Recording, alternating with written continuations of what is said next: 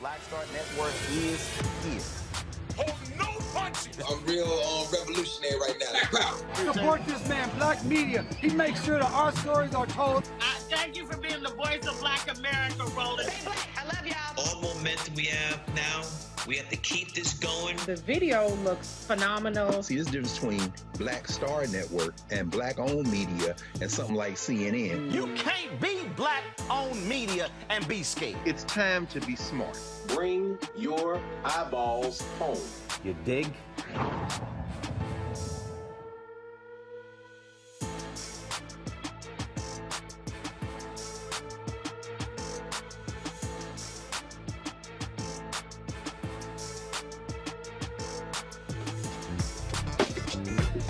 Second 2022 coming up on Roland Martin Unfiltered, streaming live on the Black Star Network. Many black folks are not happy. Some are when it came to President Joe Biden's State of the Union address last night. He barely mentioned voting legislation and said we should fund the police. We'll examine what he said and did not say with our experts. Also, Republicans, they have blocked the bill banning racist hair discrimination. Congresswoman Bonnie Watson Coleman of New Jersey will explain why she is not backing down and trying to get the Crown Act passed. St. Louis seems to be doing everything to stall a lawsuit against some police officers who beat and pepper sprayed protesters. We'll talk to one of those protesters who's waiting for his trial to begin along with his attorney. The House passed the Emmett Till Antilynching Act, but there were 3 Republicans who voted against it. We'll tell you who they are and why one voted no. Amir Locke's death motivated Minnesota Representative Ilhan Omar to author a bill placing stricter guidance on no-knock warrants across the country. And 5 HBCUs will receive grants to help preserve their campuses. Plus, some good news. One of our black and missing folks, they back at home safe. In our Tech Talk segment, actor Tim Reid will stop by to tell us about his new streaming platform, The Legacy of a People Network, how he's collaborating with other black creators. Folks, it's time to bring the funk. I'm Roland Martin Unfiltered, the Black Star Network. Let's go. He's got it. Whatever the miss, he's on it. Whatever it is, he's got the scoop, the fact, the find. And when it breaks, he's right on time and it's rolling. Best believe he's knowing. Putting it down from sports to news to politics. With entertainment just for kicks, he's rolling. It's on go, roll, roll, y'all. It's Roland Martin, yeah. Rolling with Roland now. He's funk, he's fresh, he's real, the best, you know he's Roland Martin now.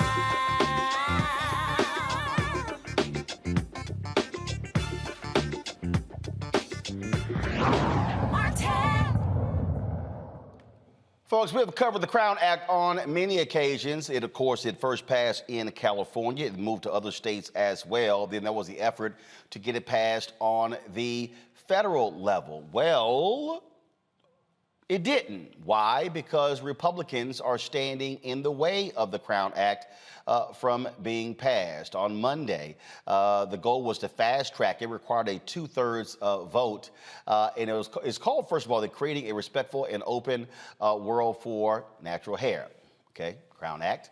And again, it needed to get 2/3 vote to move the bill forward despite gaining the simple majority. Now, the vote was 235 to 188. No Republicans supported it.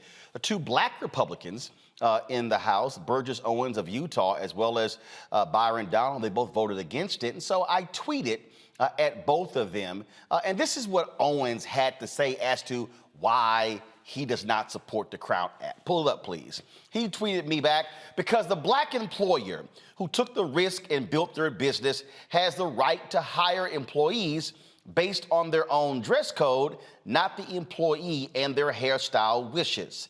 Racism is thinking black people need a Crown Act because only white people are business owners. Well, that's kind of stupid.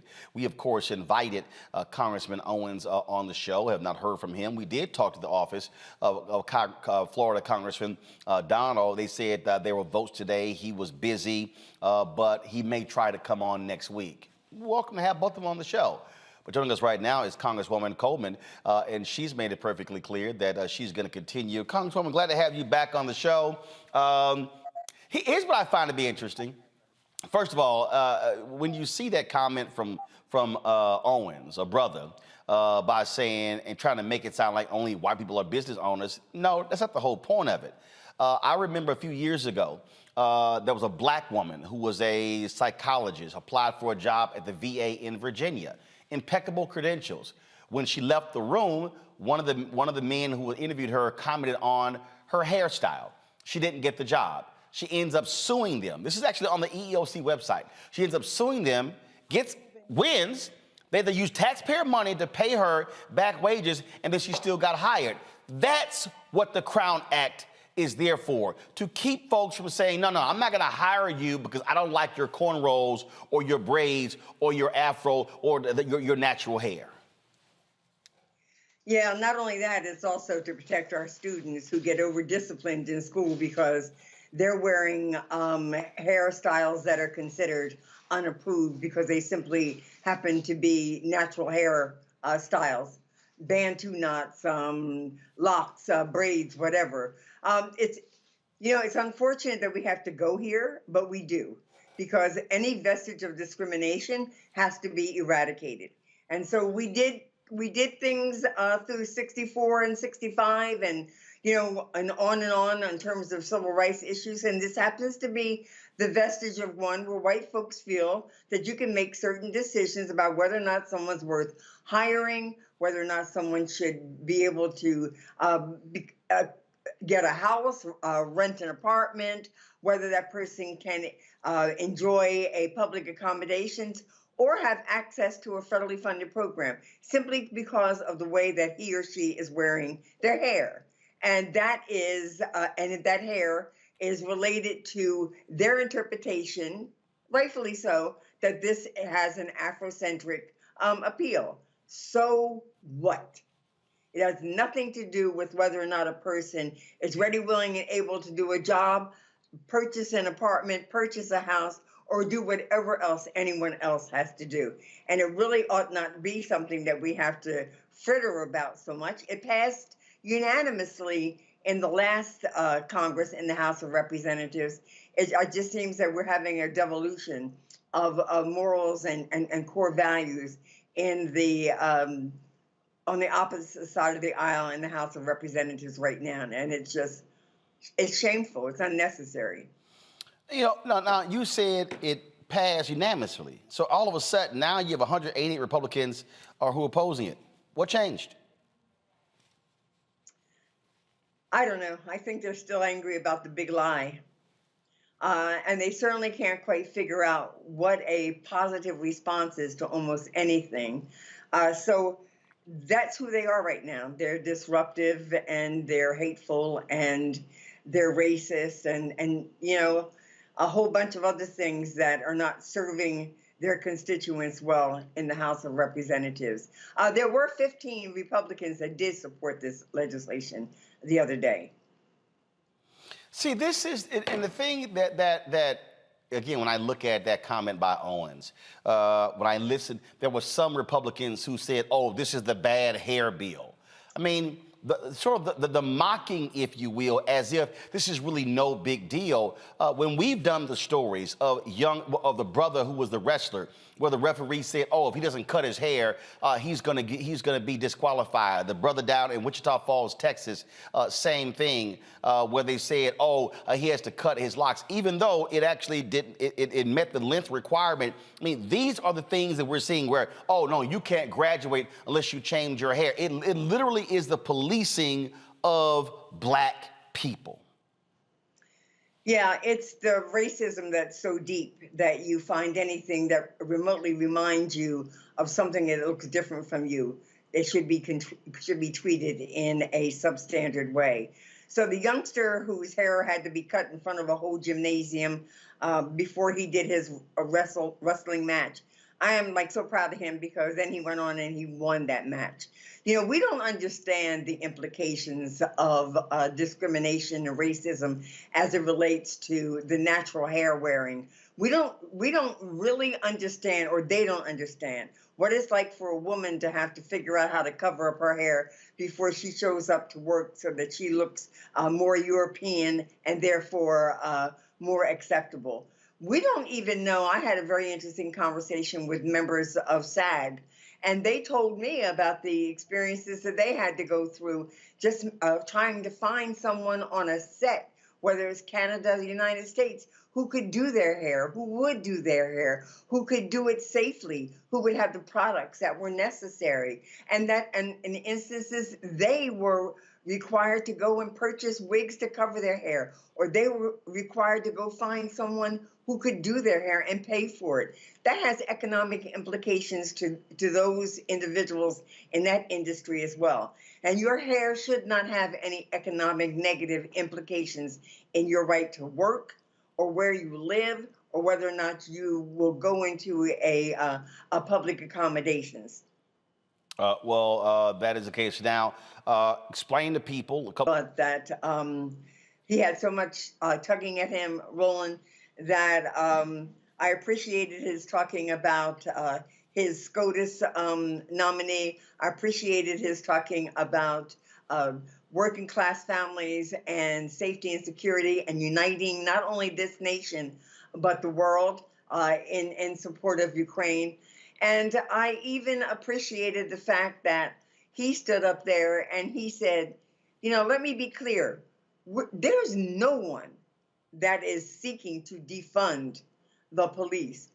We are simply hoping that wanting to put the resources into police enforcement to go along with the education, the acculturation, the maturation, and the appropriate responses to situations that it encounters in every community, particularly ours.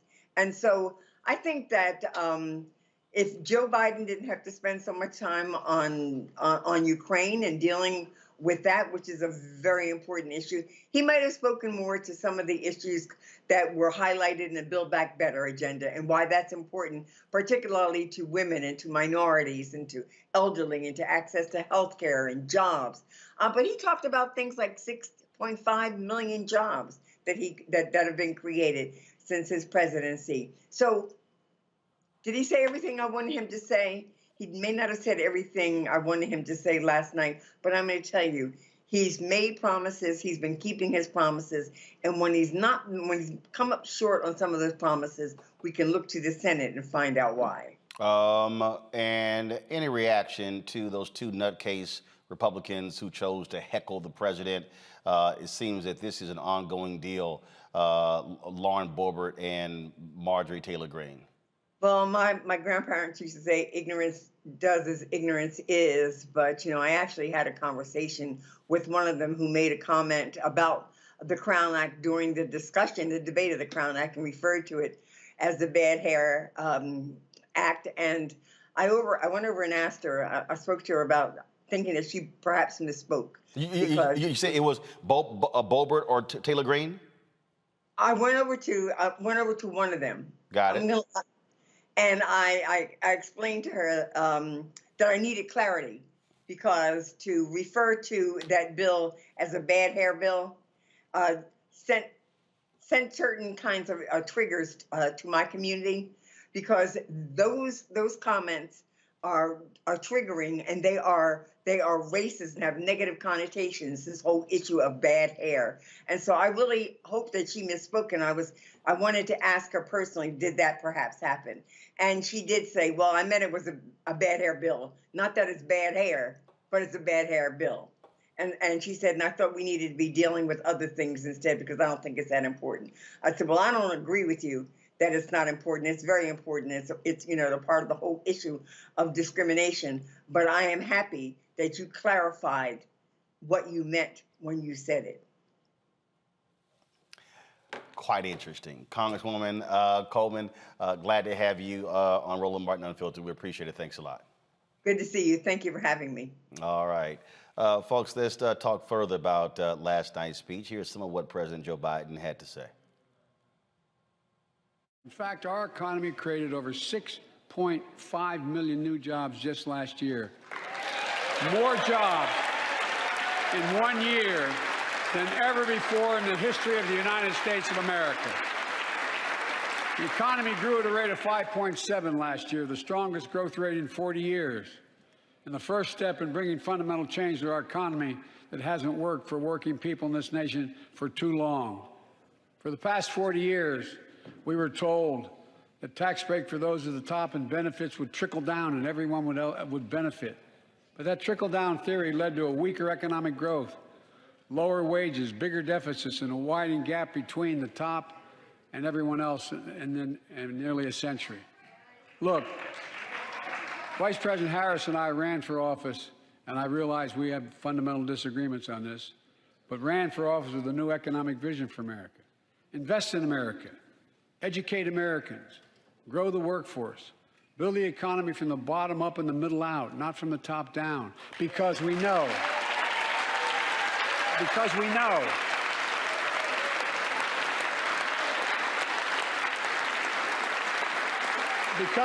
when the middle class grows, the poor have a way up and the wealthy do very well. The most fundamental right in America is the right to vote and have it counted. And look, it's under assault. In state after state, new laws have been passed. Not only to suppress the vote, we've been there before, but to subvert the entire election. You can't let this happen. Tonight I call on the Senate to pass the Freedom to Vote Act, pass the John Lewis Act, Voting Rights Act. And while you're at it, pass the Disclose Act so Americans know who's funding our election. We should all agree the answer is not to defund the police, it's to fund the police. Fund them. Fund them.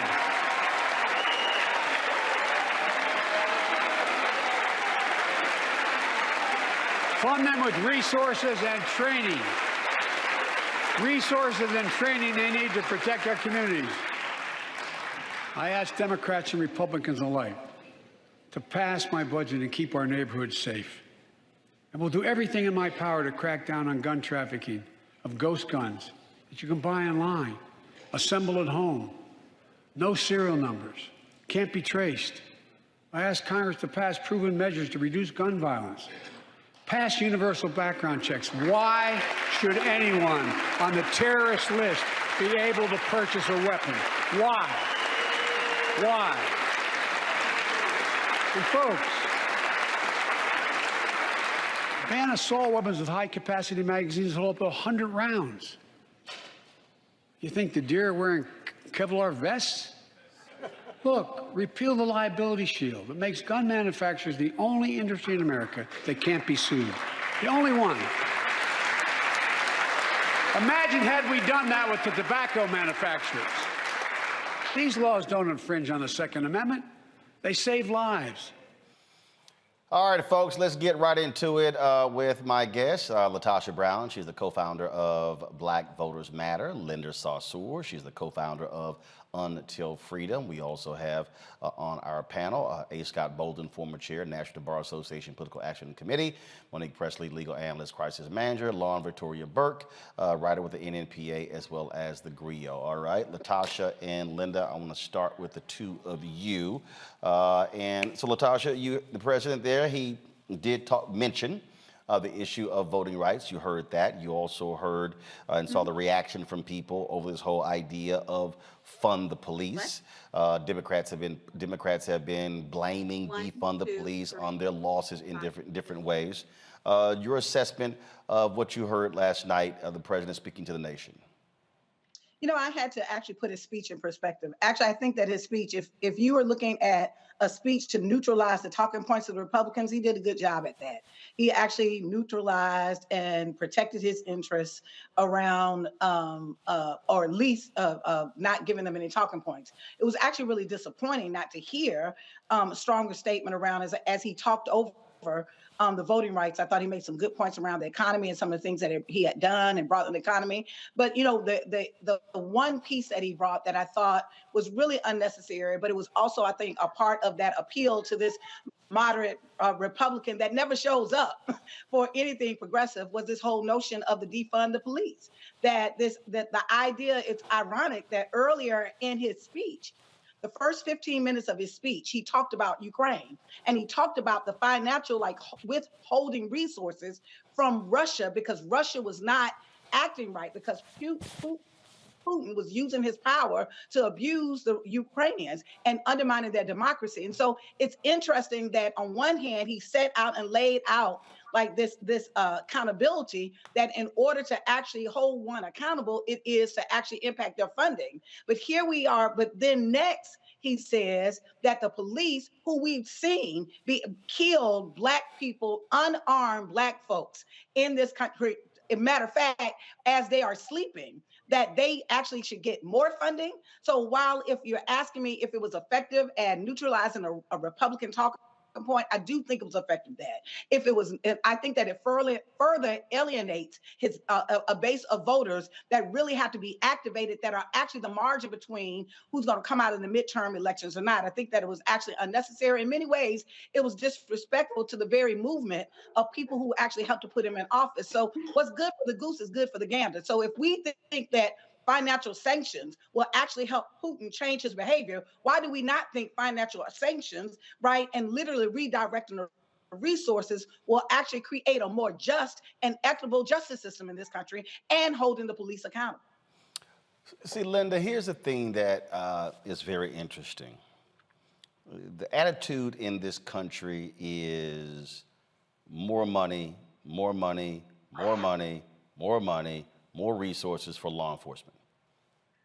When you look at the fact that we spend more money on national defense than the next 10 countries combined, when you look at how Republicans responded to a $1.5 trillion Build Back Better plan, which was $1.5 trillion over 10 years, yet approved, Democrats and Republicans, without any real pushback, a $700 billion annual expenditure for the Defense Department. And that seems to always be the reaction in this country. Oh, more money for the cops. You got the unions out there who push that as well. But explain to me, with all the money they've been getting thus far, why unarmed people still getting shot? Why are cops still beating the hell out of people, resulting in cities having to spend billions of dollars on settlements? Why are we still having, again, individuals who are being paralyzed and folks being impacted? And so folks don't want to deal with that. Boebert jumps up, she yells about the 13 troops who were killed in Afghanistan. Should any of us jumped up and yelled about the Black folks that have been shot and killed by cops? That, to me, is what was striking when I heard that last night. Oh, I agree 100%, Roland. For me, the speech was consistent with the Democratic Party, which is out of step with the organizers, out of step with the movement, and out of step with the most marginalized people who continue to come out and vote for them during midterm elections, general elections, and really whenever they need them. The bottom line here is that we always have money for wars. And you know me, I come from a lineage of people and a heritage where people that pray like me and look like me and speak the languages that I speak have been murdered at the hands of the United States government and our foreign policy. So we always find money for more guns and more tanks and more airplanes, but for some reason we can't find money for healthcare. We can't find money for mental health services. I'll give you an example, Roland. I'm from New York City. The New York Police Department is the largest police force in America by far. In fact, our police department here in New York's budget is larger than our Department of Education, Department of Parks and Recreation, Department of Transportation, Department of Sanitation, Department of everything. Every department, if we added all the budgets together, are still smaller than the New York Police Department. And we still see an increase in gun violence across this country. We continue to see crime rise across this country, especially during and post this pandemic. And where the question that we keep asking people, and when they keep saying more money for cops, is show us the data. Show me that more money for police officers is what decreases crime. Show me where the data is that tells me that the highest funded police departments are actually the ones that have the lowest crime. And we don't see that. We have not seen that data. What happened yesterday during that speech for me personally, as an organizer, as a racial justice activist, is Joe Biden trying to play to everybody. But he also knows, and he knows that we know, that he actually has power over some of the things he said. If Joe Biden wants us to come out during the midterm elections, if the Democratic Party wants us out, cancel student debt or cancel at least some of it, which the president does have power to do. He talked about lowering prescription drugs. Stop putting the blame on everybody else and tell the American people that you have the power through executive order to do that. He has the power to expunge marijuana convictions of people across this country. There is power in the president's office. And so talking to me during the State of Union without putting some actions is not going to move our people. So when we say defund the police, and we want to keep saying it because it's provocative and we know that, it's to engage people in the conversation. We say defund the police and reinvest in mental health, in healthcare services, in jobs, in infrastructure in our communities. And we promise you, if you try it, you will see low crime, you will see thriving communities, and we will not need police. Police come after the crime was committed. When gun violence happens, people call the cops. The people are already hurt, they're already dead. And so the fact that we keep calling the cops when there's homeless people, we keep calling the cops when, you know, we're having a fight with our neighbor. And oftentimes with Black and brown people, especially in mental health case services, we end up with a dead family member. It's not working for us, Roland, and the president continues to speak against us, and then they'll call us and tell us, hey, what you're doing for us in Georgia, we need you in Pennsylvania, we need you in Michigan. And then when people turn their backs on the Democratic Party, we want them to know it's not our fault, it is your fault. Scott, to that point, what Linda just said, this was a tweet that Sherilyn Ifill, of course, leader of the LDF, this is what she tweeted. She said, where is the data to support this is the answer to current public safety challenges? Do the highest funded departments have the lowest crime rates? Are those departments more effective in solving violent crimes? Do they have higher public confidence? This is political framing, not answers. And it's from an historical perspective. I agree with my sister who just spoke right there. She's absolutely right. I'm a former prosecutor from New York City. But here's the headwind. And listen, and I'm going to say something that you all know. When you poll Black people, brown people, and white people on the phrase defund the police, the result is 80 to 90% of those voters say they don't want to defund the police. They don't even get to the dialogue part. And last night you heard Biden begin at his core that he is a moderate. And he and the White House have decided that they believe that their best shot at neutralizing the loss of the House and Senate in 2022 and perhaps even in 2024 for the White House, that it is the appeal to the moderates because he can't get any progressive agenda through. At least it's stalled. And so now last night he announced and triggered essentially that he was going to stick with his moderate agenda. That means he's going to lose. The Democrats are going to lose because Black and brown people want police reform passed. Didn't hear much about that last night. They want the Voting Rights Act passed. This White House and Senate and House can't get it done. And so while Black and brown people have nowhere else to go, they do have a choice in whether they come out and they're energized. The Democrats are going to lose in 2022, not because the Republicans are energized, but because the Democratic base isn't energized because this White House hadn't kept its promise. And this is the thing here, Monique, on that particular point.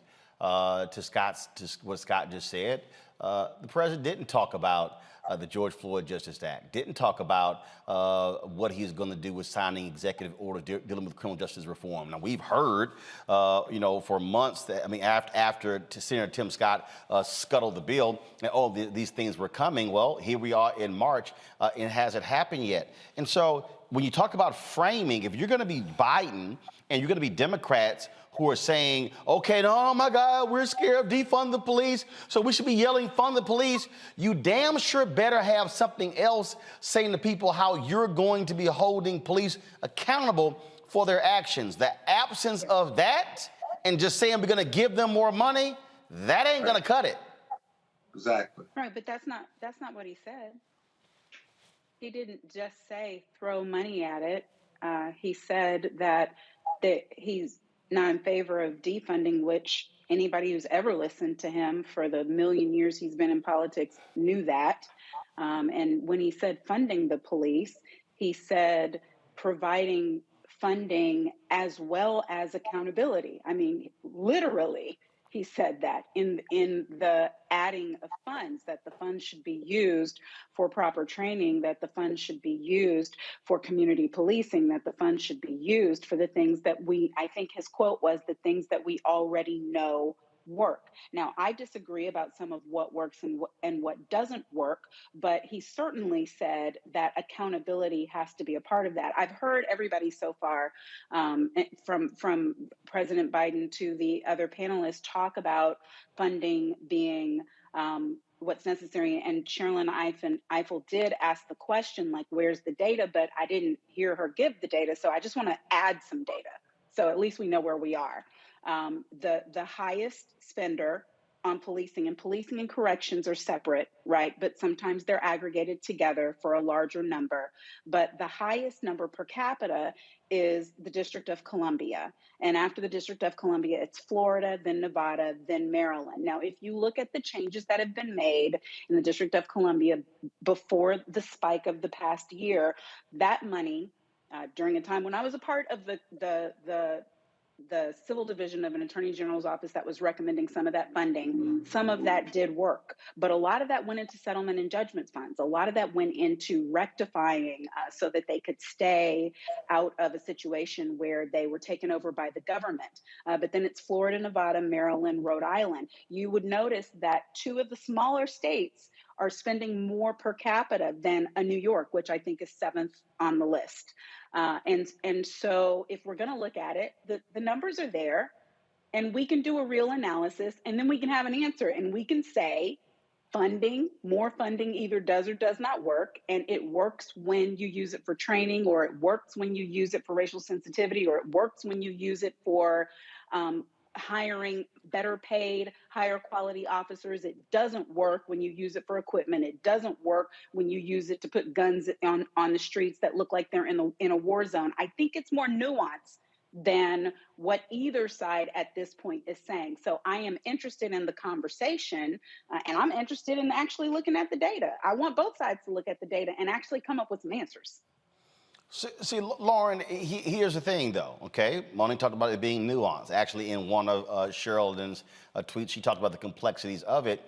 But the reality is nuance doesn't work in political atmospheres. And when you have the folks on the right who do their branding, we know how that works. And then you have reactionary Democrats. I saw one of your tweets. It was I think she had a Florida who was complaining about, oh my God, I almost lost because of defund the police. When it was like, no, maybe you also ran an awful campaign. Right. And so, you know, what we're dealing with here is, what I hear from African Americans is, we want to see action. What the president is going, he mentioned accountability, but he has to articulate what that is. This White House can't wait until August or September or October to roll out executive orders dealing with criminal justice. Hell, Scott scuttled that thing in November, December. It's March 2nd. Y'all might want to do this in the next 60 days. Yeah, that's right. But to your point, Roland, with regard to nuance, okay, it was the Democratic Party that fell into this trap of letting the Republicans define what defund police was. Defund police was a reallocation of resources argument. When you have, as Linda Salsora already mentioned, a New York City with a police budget of $11 billion. What people were talking about in the activist community was a reallocation of resources. The Democratic Party, as usual, allowed the Republicans to define the defund police issue. That was the first idiot mistake, okay?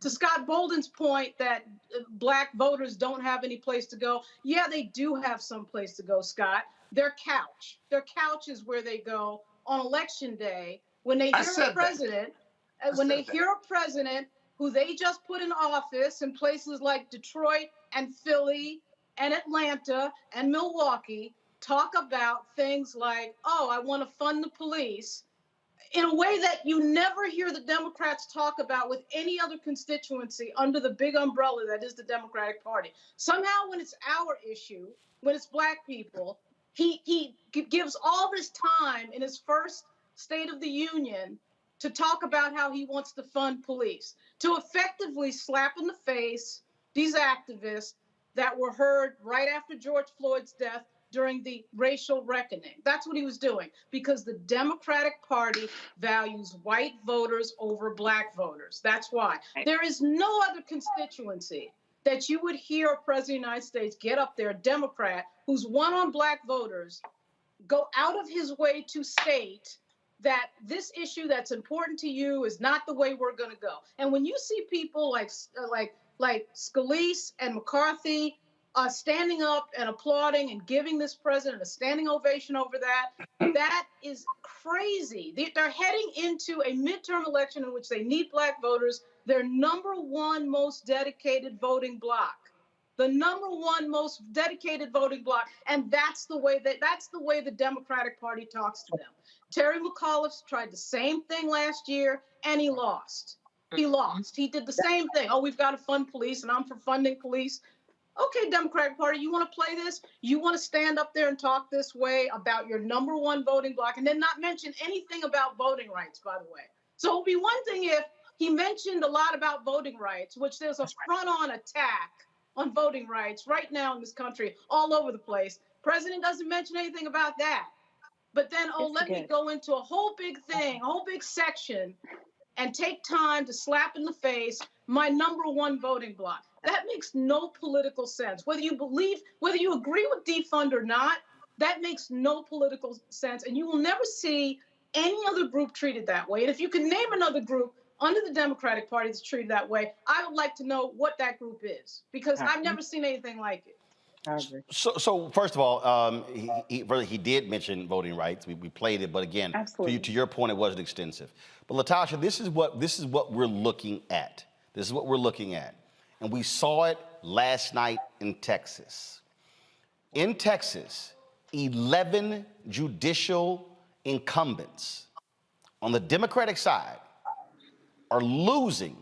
Final votes haven't been all in, but 11 Democratic incumbent judges are losing because of the historic bail reform movement there in Houston. Who are they losing to?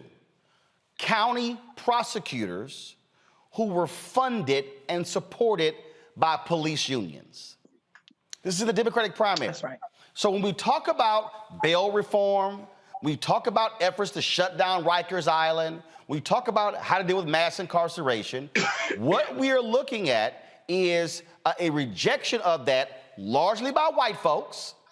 And you have these police unions getting with these prosecutors. They're targeting Black and progressive district attorneys.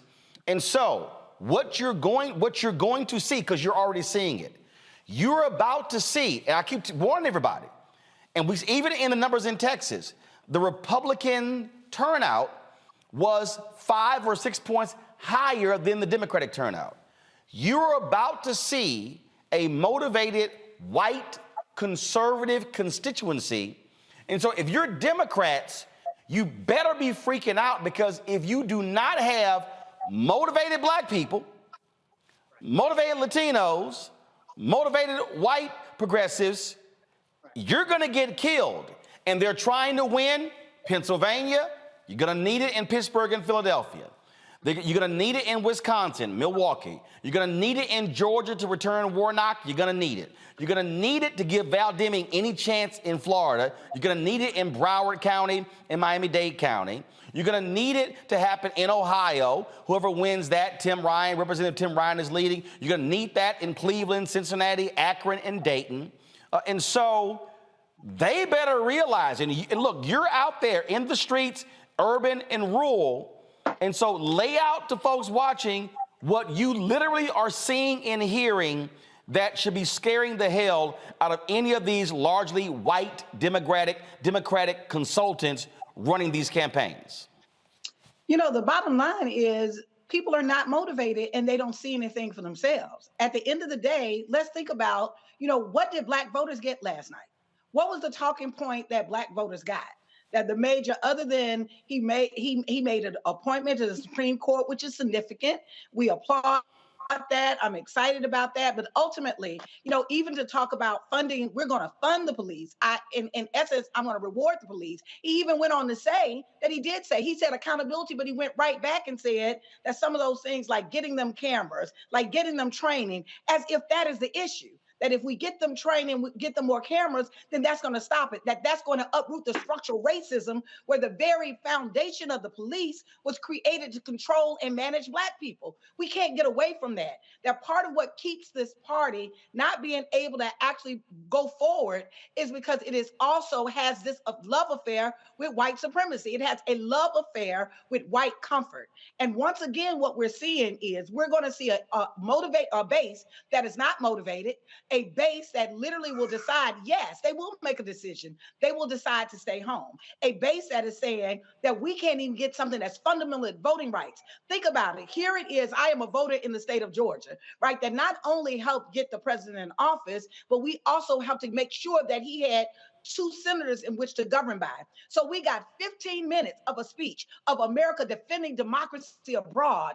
We got 1 sentence at best of talking about voting rights and being able to send voting rights over here to me and I'll sign it up. So I think fundamentally, just as you said, that the Democrats, if they're going to want to win, they're going to have to do like the Republicans. They're going to have to take care of their base. They're going to have to motivate their base. They're going to have to give their base something that's not just about a transaction and a talking point, but really is a true commitment around being able to deliver. Secondly, they're going to have to let alone their love affair with this white moderate Republican that has never showed up, that has not showed up in 20 years.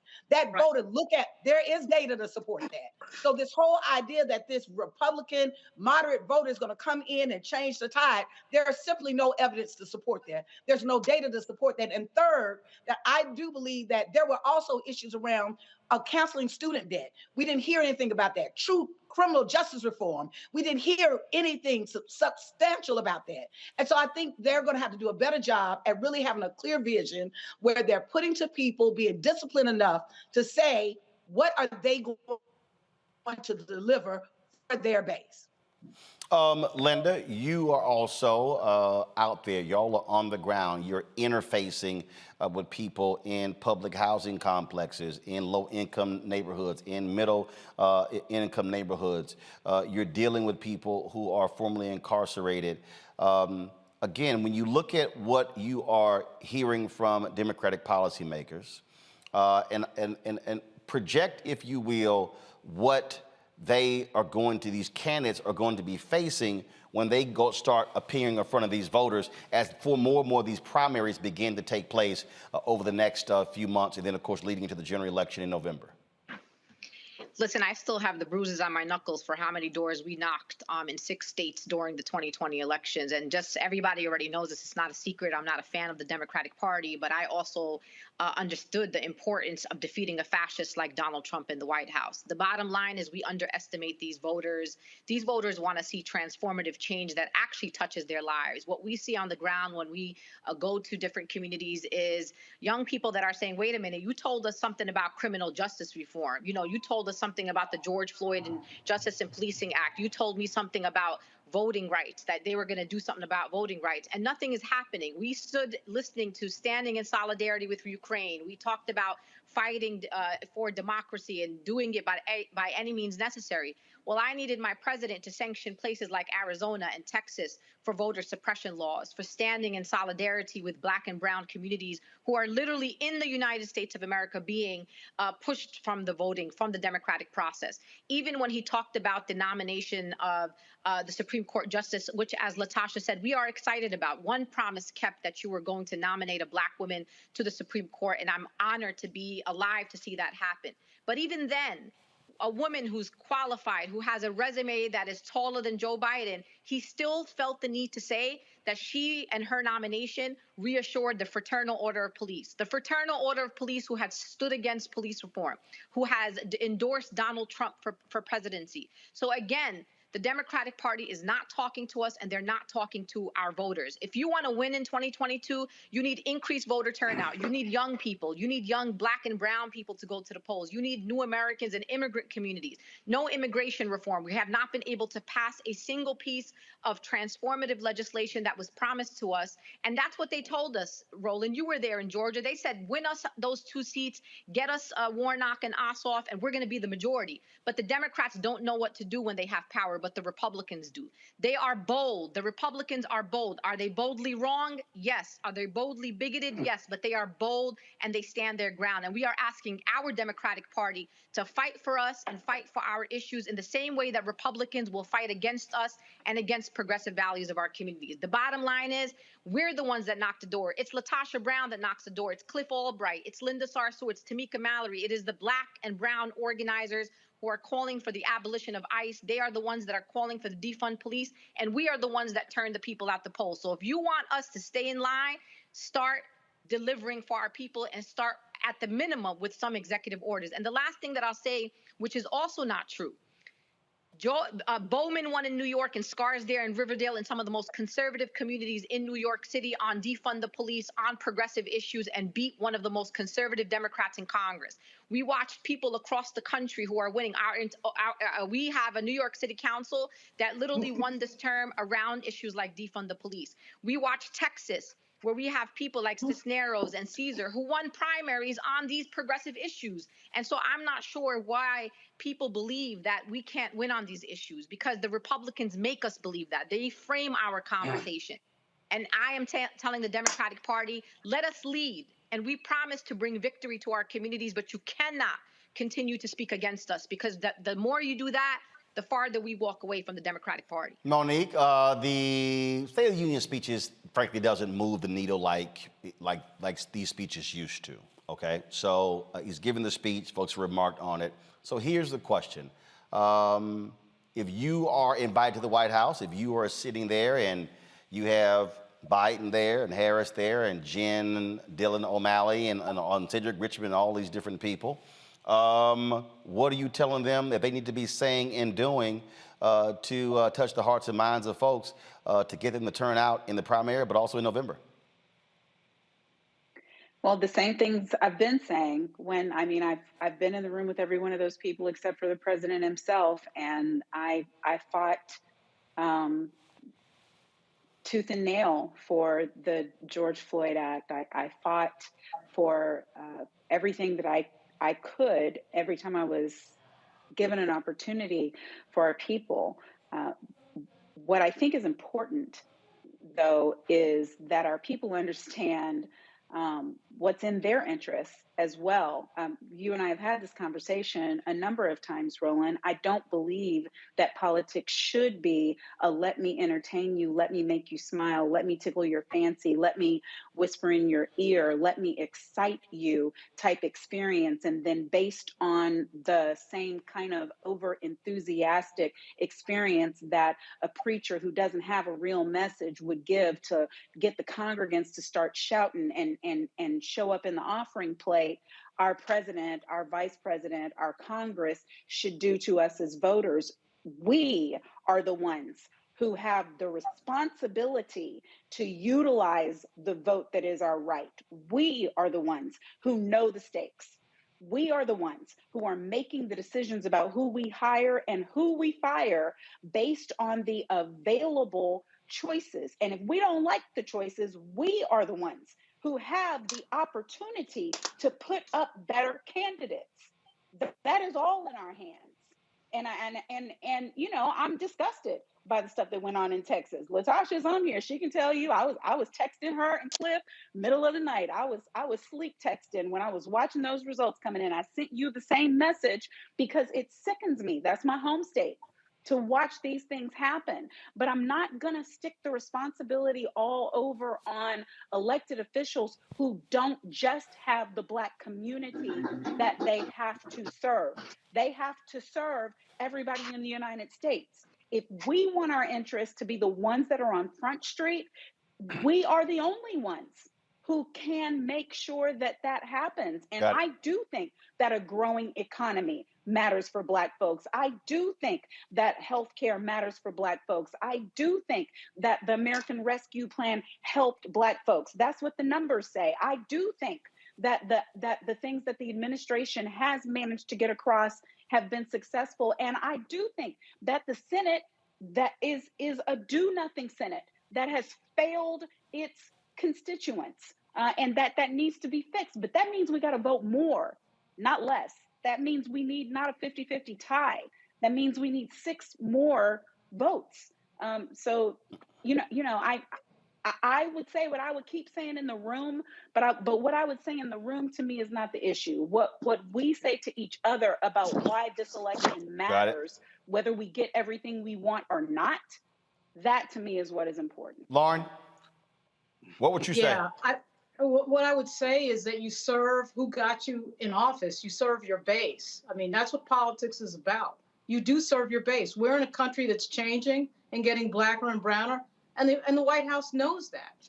I mean, you serve your base, and the idea that they would go out of their way to have that section of that speech hit a part of their base in a way that they would, again, never do with anybody else. And they can't claim that any other part of the Democratic Party has gotten them into office. That's who Biden got into office. They have no problem doing that when it's policy for white women, when it's policy on immigration and the Dreamers, when it's policy for LGBT. He had no problem, obviously, talking about Ukraine. So at the very least, I would ask the president not to go and find the thing that's important to Black voters, one of the things that's important to Black voters, and then decide that he's some sort of Republican light. That was basically a little bit of Sister Souljah, because they think, to Latasha's point, that they're going to get the magical moderate white voter. That's what they're doing. It's nonsense. And they keep doing it over and over again. And they keep learning the same lesson over and over again. And they keep losing over and over again. Scott? Roland, I would run this segment. I'd start my presentation off by running this segment before the president, the vice president, and all those other really important people who are making these political decisions. And I would ask them, you know, the problem with Democrats is they are addicted to attracting the moderate white voter. The moderate white voter has not voted for a Democratic president and who won, let alone lost, since Lyndon Baines Johnson. The data is out there. But they're white privilege. The Democratic white privilege will not allow them to embrace the concept and precepts that their Black people and brown people are their base, that progressive whites are their base, and strong independent support are their base of voters. Yes, Joe Biden and Kamala Harris, yes, you can win with that coalition, because the white voter is never returning in the majority to the Democratic Party. They tell you every 2 to 4 years that they're not returning, and you just don't believe them because you are smitten with bringing them back. It's a failed relationship, good, bad, or ugly. Give it up. Go to your base, stick with your base, but their white privilege won't let them. And they're going to try and try and try. They're going to try it all before they ultimately decide otherwise. And it wasn't different when we had a Black president, and we got a black vice president right now. And it's just dumb politics. Politics. I have to let Latasha and Linda respond to this, because I think what Scott just said, what Lauren just said, I'm still laughing. Last week, Bill Maher on his show, I don't know what the hell to call him these days. This is literally what he said on his show in terms of how Democrats should be responding, saying that Trump's numbers are cooling off. in his base. Just listen to this, y'all. That these supporters are wavering, let's not nudge them back into Trump's embrace by showing no graciousness.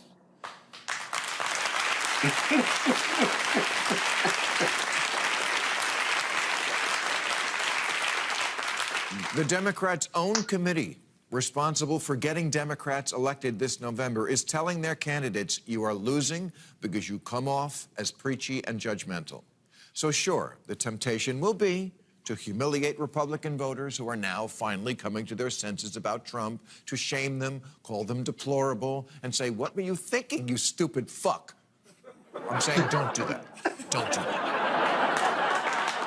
Don't do it. I know I made it sound good, but don't do it. Don't do it. Latasha, here's what's hilarious. Them folks who voted for Trump, they ain't coming to Democrats. And this is the thing.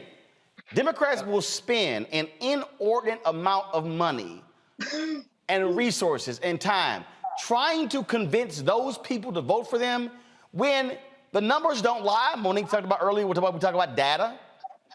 You can actually spend fewer resources and less time trying to get your base out to vote than trying to flip them.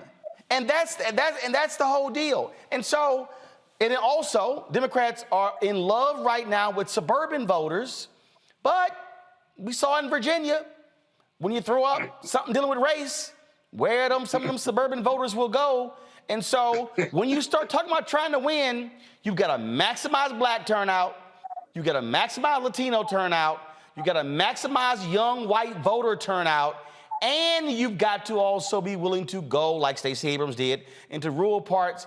And you're going to lose, but you decrease the margins. You don't lose 80-20, you lose 65-35, 60-40, 55-45. That's recipe to winning. But if you're about to spend a lot of your time trying to flip some Trump voters, especially his base, you're wasting your time. Latasha first, then Linda. Roland, I'll just say the bottom line is the one issue in this country that we know is truly bipartisan is racism. The bottom line is what we're experiencing right now is that racism, there is a level of valuing, just as our sister said earlier, valuing white voters over all other voters. The truth of the matter is, if you want to talk about data and the reality is that America is becoming browner, that is becoming more diverse, that when you look at the whole political landscape, it is shifting.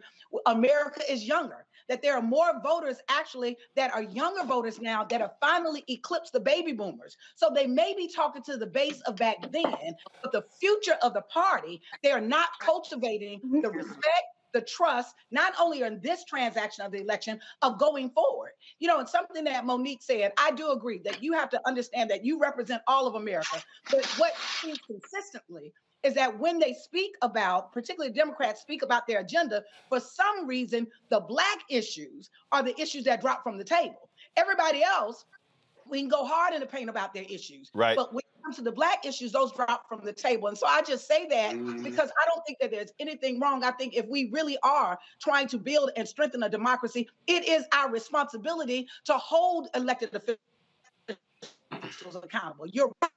Have the power, and this is part of the process of actually saying and calling them to account on these issues that we care about in our communities, and that is going to motivate and is going to move people to vote. We got to raise those things if we want to see the kind of change we desire and we deserve.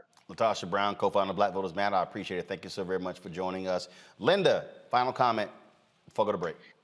I mean, listen, when we were organizing during the 2020 election, we were going to what I would consider, and I'm from Brooklyn, so I'm just going to say it this way. We were going to the hood. We were going to public housing in places outside on the outskirts of Miami. We were going to places in Philly and in Pittsburgh and in North Detroit. And guess what? I looked around and I was like, why aren't there flyers here? Why does it look like nobody from the party came and knocked on these doors? It's because the Democratic Party considers many Black and brown voters as low propensity voters instead of high potential voters. So the party has an agenda of who they want to reach out to, and they expect us to do the rest of the work.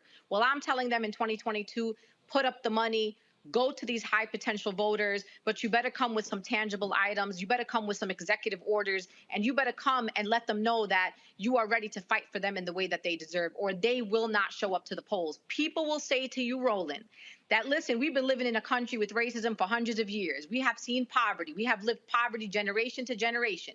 And I know so for some people, they might not like that mentality, but people are exhausted and they're tired and they don't want to be lied to. They want to be delivered to. So let's hope the Democratic Party changes their attitude and knows who their true loyal members are that are going to help them keep the House. And the responsibility is on them and not on us. All right, Linda Sarsour, co-founder of Until Freedom. We appreciate it. Thanks a lot. Folks, got to go to break. We come back. We'll tell you about the anti-lynching bill that passed the House. We'll also talk to a pastor out of St. Louis. Police issues there. Shocking. What a surprise. You're watching Roland Martin Unfiltered on the Black Star Network.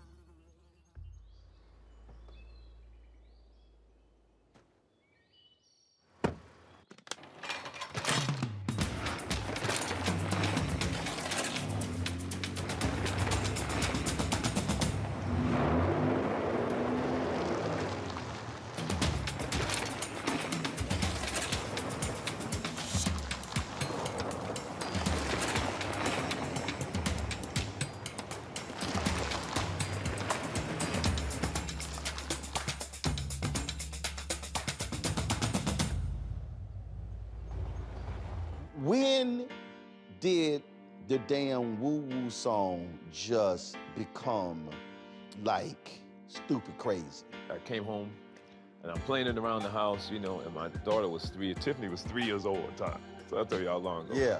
And she kept walking by singing woo-woo, and she said, Dad, I love that woo-woo song. And I'm like, you can barely talk. Well, that's not the woo-woo song. It's called You Should Be Mine. No, it's the woo-woo song. I called the songwriter and I said, my daughter said, this is the woo-woo song. And they said, well, maybe she's right.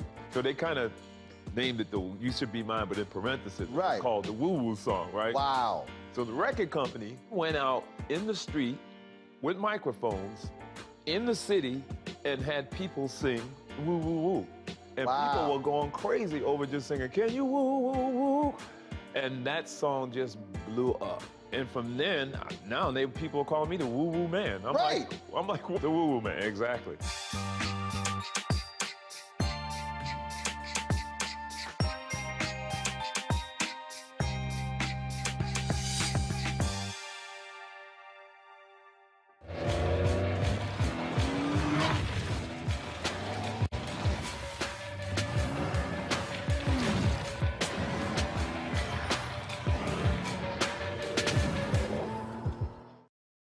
Pull up a chair, take your seat. The Black Tape with me, Dr. Greg Carr, here on the Black Star Network. Every week, we'll take a deeper dive into the world we're living in. Join the conversation only on the Black Star Network. I'm Bill Duke. This is Diala Riddle, and you're watching Roland Martin Unfiltered. Stay woke.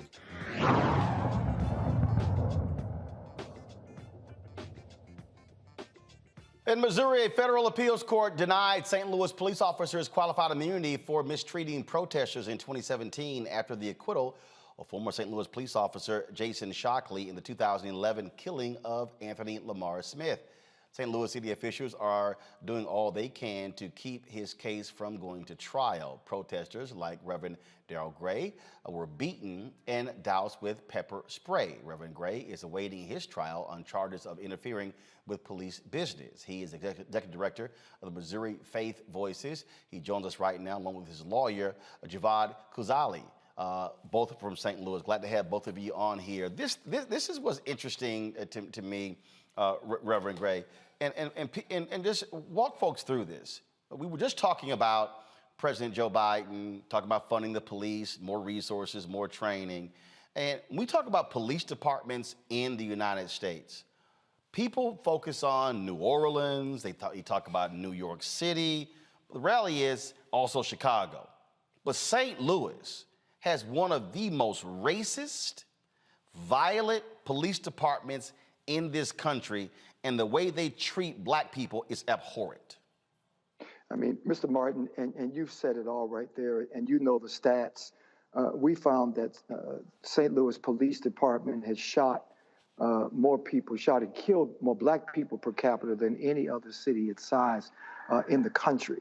And you're absolutely right. We thought post Mike Brown, post Jason Stockley, post George Floyd, that things would change. We have a black mayor, a black police chief, a black public safety director, the first black female congressperson, and you would think with all that political power, or black political power, that law enforcement might begin to walk the straight and narrow, but that's not happening at all in St. Louis, and it's very unfortunate. First of all, when you talk about, again, the folks who are in power, Javad, look, those unions, boy, they did not want that black mayor in place. They fought her vigorously, and then, of course, when she won, then they tried to sort of change their tune. And so they are still aggressively fighting black leadership in St. Louis. Yeah, that's what was going on at the beginning. But what we've learned recently is that the city has been continuing to take these very aggressive positions to expand qualified immunity. And unfortunately, these are all being done by the black female city councilor that was appointed by our progressive mayor.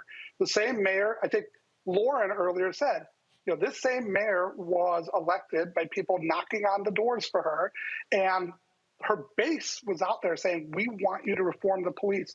And she ran on this, and she's been great on a lot of issues, but her city councilor just filed a brief on Friday, not only after they lost on this qualified immunity in front of the 8th Circuit, where a 3-judge panel, including 2 Republicans, unanimously agreed with us that you can't beat people who are not protesting, who are not breaking the law.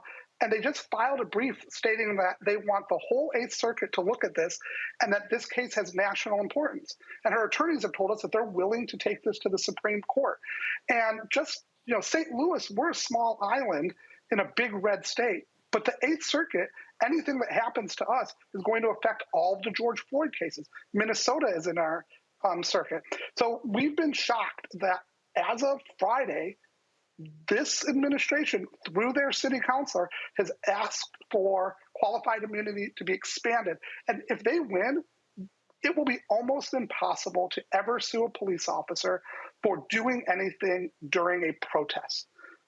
We were fairly shocked by it. And then to look at what they're doing to Reverend Gray. Reverend Gray is one of only 2 people who still has criminal charges pending against him from a protest in September of 2017. And during that protest, Reverend Gray was beaten, he was pepper sprayed, he was body slammed, and this same city councilor appointed by this mayor is putting forth 3 officers to testify against him. One of them is under felony indictment for forgery. The same officer has been accused and credibly accused that a judge threw out a drug case when a video purported to show him planting drugs. And now it's come out that he was a drug addict while he was working in the St. Louis office. And instead of firing him, they promoted him to homicide. The other person, the officer that they've endorsed to testify against Reverend Gray, killed a black man, Mansour Baybal. And guess what? This officer has also been found to be a drug addict, went into rehab, and from what other officers have testified, is no longer an officer because he overdosed. And the third person that this city councilor has put forward to testify against Reverend Gray is not allowed to testify in most courts because the Plainview Project identified him as a racist who posted racist things. This is what the current city councilor is doing. And when I listened to your previous panel say, in the end, you need to be accountable to your voters. We're just stunned that we're sitting here today. Right. Reverend Gray, he just laid out in terms of what happened to you. It was a protest. And so walk folks through. Were they literally attacking those folks who were utilizing their First Amendment rights? Mr. Martin, it was disgraceful. We were at the end of the march, and as Javard said, we were down at Ballpark Village, about 300 protesters. For the clergy, like myself, our job was to be on the peripheral, to stand between the police and protesters, sort of as a barrier. And at the end of this particular evening, at the end of this march, the police got between the clergy and the protesters when a white female clergy wearing a collar asked the police to step back, to keep the traffic back. The police officer grabbed her hand. When the police officer grabbed her, I came across the street along with other clergy and asked him to remove his hand and simply said, "We don't do this." I had my collar on. I'm readily identified as Reverend Darrell Gray. They knew who I was. And the police officer looked me, a white police officer looked me in the eye and said, "We are tired of this S." I won't dignify, I won't use the word, but he said to me, a black pastor wearing a collar in his uniform, "We're tired of this S," shoved me in the chest, pepper sprayed me, and I was body slammed. And that's been 4 years ago. We have not been to trial yet. But you know, Martin, to the point that Javar is making, we support, you know, the mayor. We supported the mayor then, and we want to continue to support the mayor now. We are curious, to say the least, how a black city councilor in St. Louis, knowing the history with police, protesters, and activists, knowing the history of racist police officers who have been found guilty as a result of their racism, and to hold this and to continue this is an affront to everything that we have done post Mike Brown. And many of those people, I'll close with this, many of those elected officials, Mr. Martin, marched with us. They marched in Ferguson. They marched during the Stockley protest. They marched during the George Floyd and the Breonna Taylor protest. They've marched with us. And to see this happening is discouraging, to say the very least. But police officers in this city, just like the police officer in Minneapolis, have continued to affect pain and intimidation on activists and protesters for years.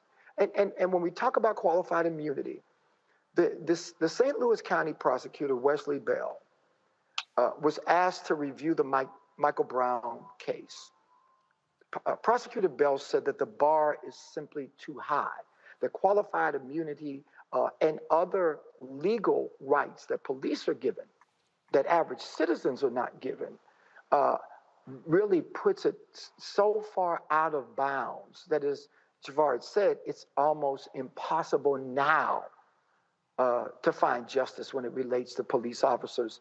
This would have a devastating effect on police accountability and criminal justice reform, not just in St. Louis, but in this country. To my panel, Scott, Monique, Lauren, any questions for Reverend Gray or Javad? No, he covered everything. I don't have a question. Scott?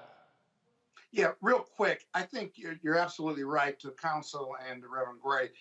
It's surprising that they're asking for an en banc hearing in the Eighth Circuit when the plaintiffs won on that appeal, and it could go back down to the federal district court and create new law that would reduce that bar.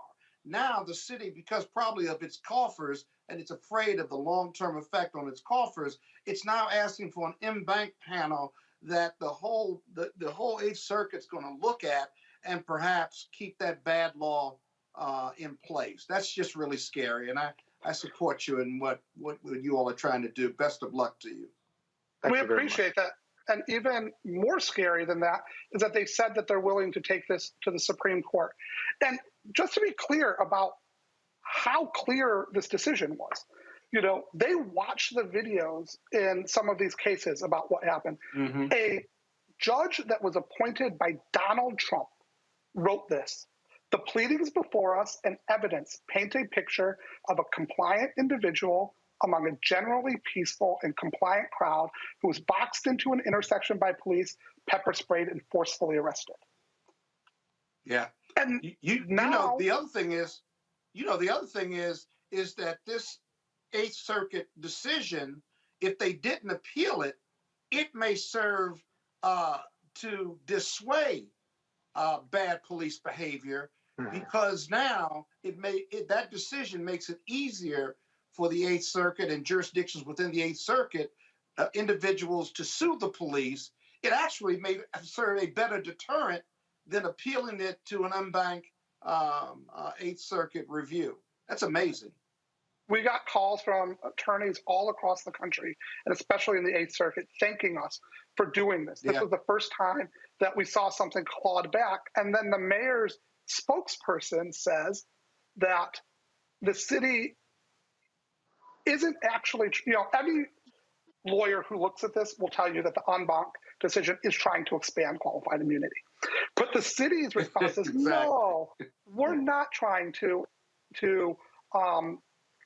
expand qualified immunity. In fact, all we're trying to do is preserve current law. And remember, what's the current law? Qualified immunity that is extremely right. So like even their own language is saying this, and I don't understand it. A few weeks before Sheena Hamilton, the city councilor, was appointed, the mayor's chief of staff, one of the most honorable people I've ever met, Jared Boyd, went out publicly and said, we're looking to look at these cases differently. We're looking to have police accountability. Yet in court, over and over, I was a federal prosecutor doing terrorism cases for 10 years. The idea that I would ever put up 3 witnesses, one who's currently under felony indictment for forgery, which goes to his credibility. 2 of them are known drug addicts who were found to be drug addicts after being on the undercover buy team, and they've never been investigated. And one of them has been publicly identified as posting racist stuff. And this week, they filed a motion saying, we have to fight this because you guys are besmirching the honorable character of these 3 police officers. And to be honest, the fact that they're even being referred to police officers is disgusting. Hey, Roland. Roland, one last thing. Scott, I got to go. It's one of the most conservative circuits. I got to go. Scott, I ain't let Monique ask her question. I didn't know she had This ain't no. Well, you didn't know she had one because you kept talking. Forgive me, I'm Monique, sorry. do you have a question? Monique, you have a question? You on mute? Monique, you on mute? Well, it doesn't matter. Scott has proven he's smart enough for the both of us, which was his mission tonight. So go ahead, Scott. En banc. En banc. All right, then. Javad, Reverend Gray. Can I make one last point? No. Okay. No. Good talking to you guys. No. Yes. Thank you. Right. This is not deposition, Scott. Thank you. All right, Reverend Gray, Javad, good luck in your case. Certainly keep us updated on what happens. Thanks for having us. And, Scott, if you want to join us on the litigation team, I got a spot for you. Ron, we appreciate it. Man. I don't know, Javad. I don't know you want to do that because Javad, I've seen his invoices. You don't want to do that. Oh, no. I mean, hopefully the city will be paying them. All right, you guys be gentlemen. safe. I appreciate it. Thanks a lot. Thank you, Roland. Folks, going to a break real quick. We come back. We're going to talk to some black workers out in Alabama. They're trying to create a unionized shop at the Amazon warehouse there. That's next right here on Roland Martin Unfiltered on the Black Star Network.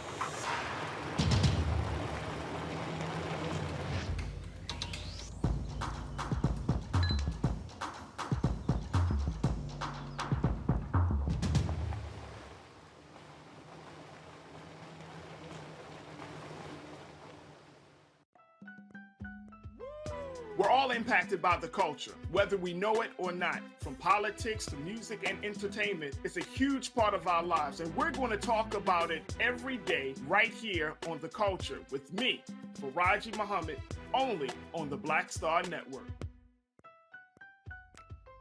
When did the damn woo-woo song just become like stupid crazy? I came home and I'm playing it around the house, you know, and my daughter was 3. Tiffany was 3 years old at the time. So I'll tell you how long ago. Yeah. And she kept walking by singing woo-woo. And she said, Dad, I love that woo-woo song. And I'm like, you can barely talk. That's not the woo-woo song. It's called You Should Be Mine. No, it's the woo-woo song. I called the songwriter and I said, my daughter said, this is the woo-woo song. And they said, well, maybe she's right. So they kind of named it the You Should Be Mine, but in parentheses, right, called the woo-woo song, right? Wow. So the record company went out in the street with microphones in the city and had people sing woo-woo-woo. And people were going crazy over just singing, can you woo-woo-woo? And that song just blew up. And from then, now people call me the woo-woo man. I'm like, the woo-woo man, exactly.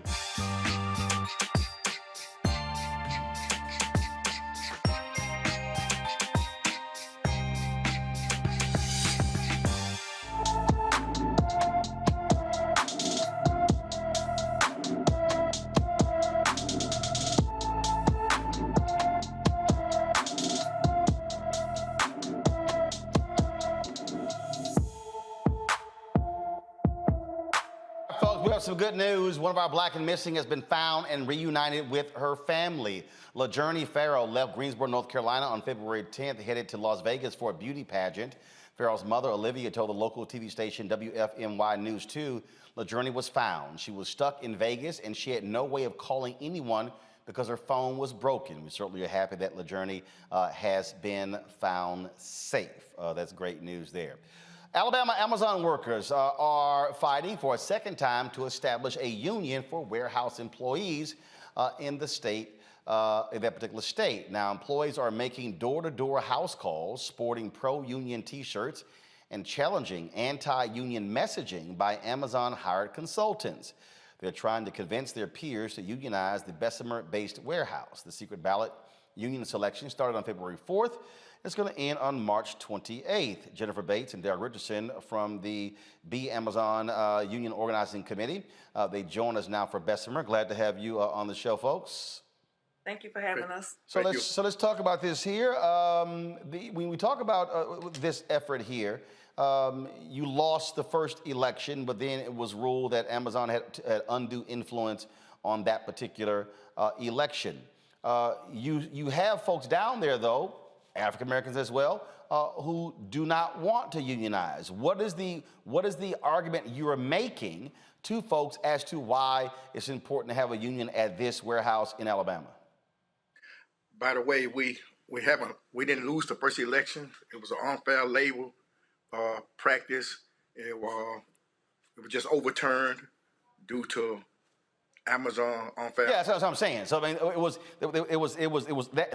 those election results, which the vote was to not have a union, that was overturned because of their undue influence. Right. Yes. Yes.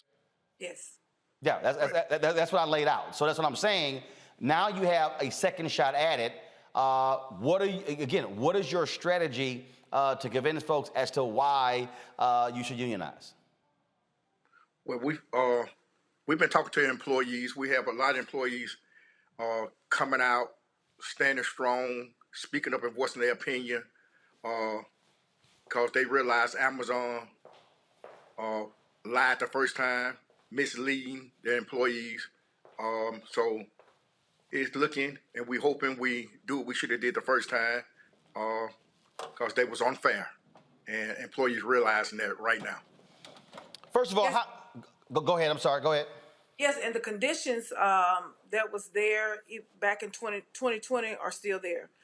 Amazon hasn't made any changes, haven't given extra breaks. We're still having mandatory extra time, waking up in the morning, and our schedule is changed. A day before, our schedule is changed. No breaks. You can be working 11 and 12 hours. You don't get an extra break in there. So most of the things that we've been fighting for is still there. So those are the arguments we're having, and the employees who are there, even who came after the first election, see some of the same issues that we had. ERC doesn't know what they're doing. The Amazon Human Resources, they're still rude, don't know what they're doing. Managers are still rude, don't want to handle issues. People are still getting fired without having the opportunity to sit down and talk about what has happened. They come to work and try to badge in and can't get in. They get an email and they're fired. How many employees are at this warehouse, and how many of them are African American? We got about, I say about 5,800, and I believe probably 85 or 90% blacks. Last election, what were the total number of votes cast? Well, I'm not sure. We're not sure. The total.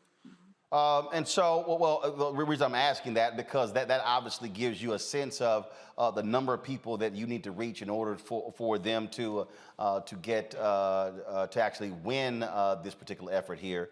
You laid out a series of things that have not changed. What would you say is the dominant argument that you are making to folks to get them to agree to go along with this unionization effort? Well, we talk to employees about job security.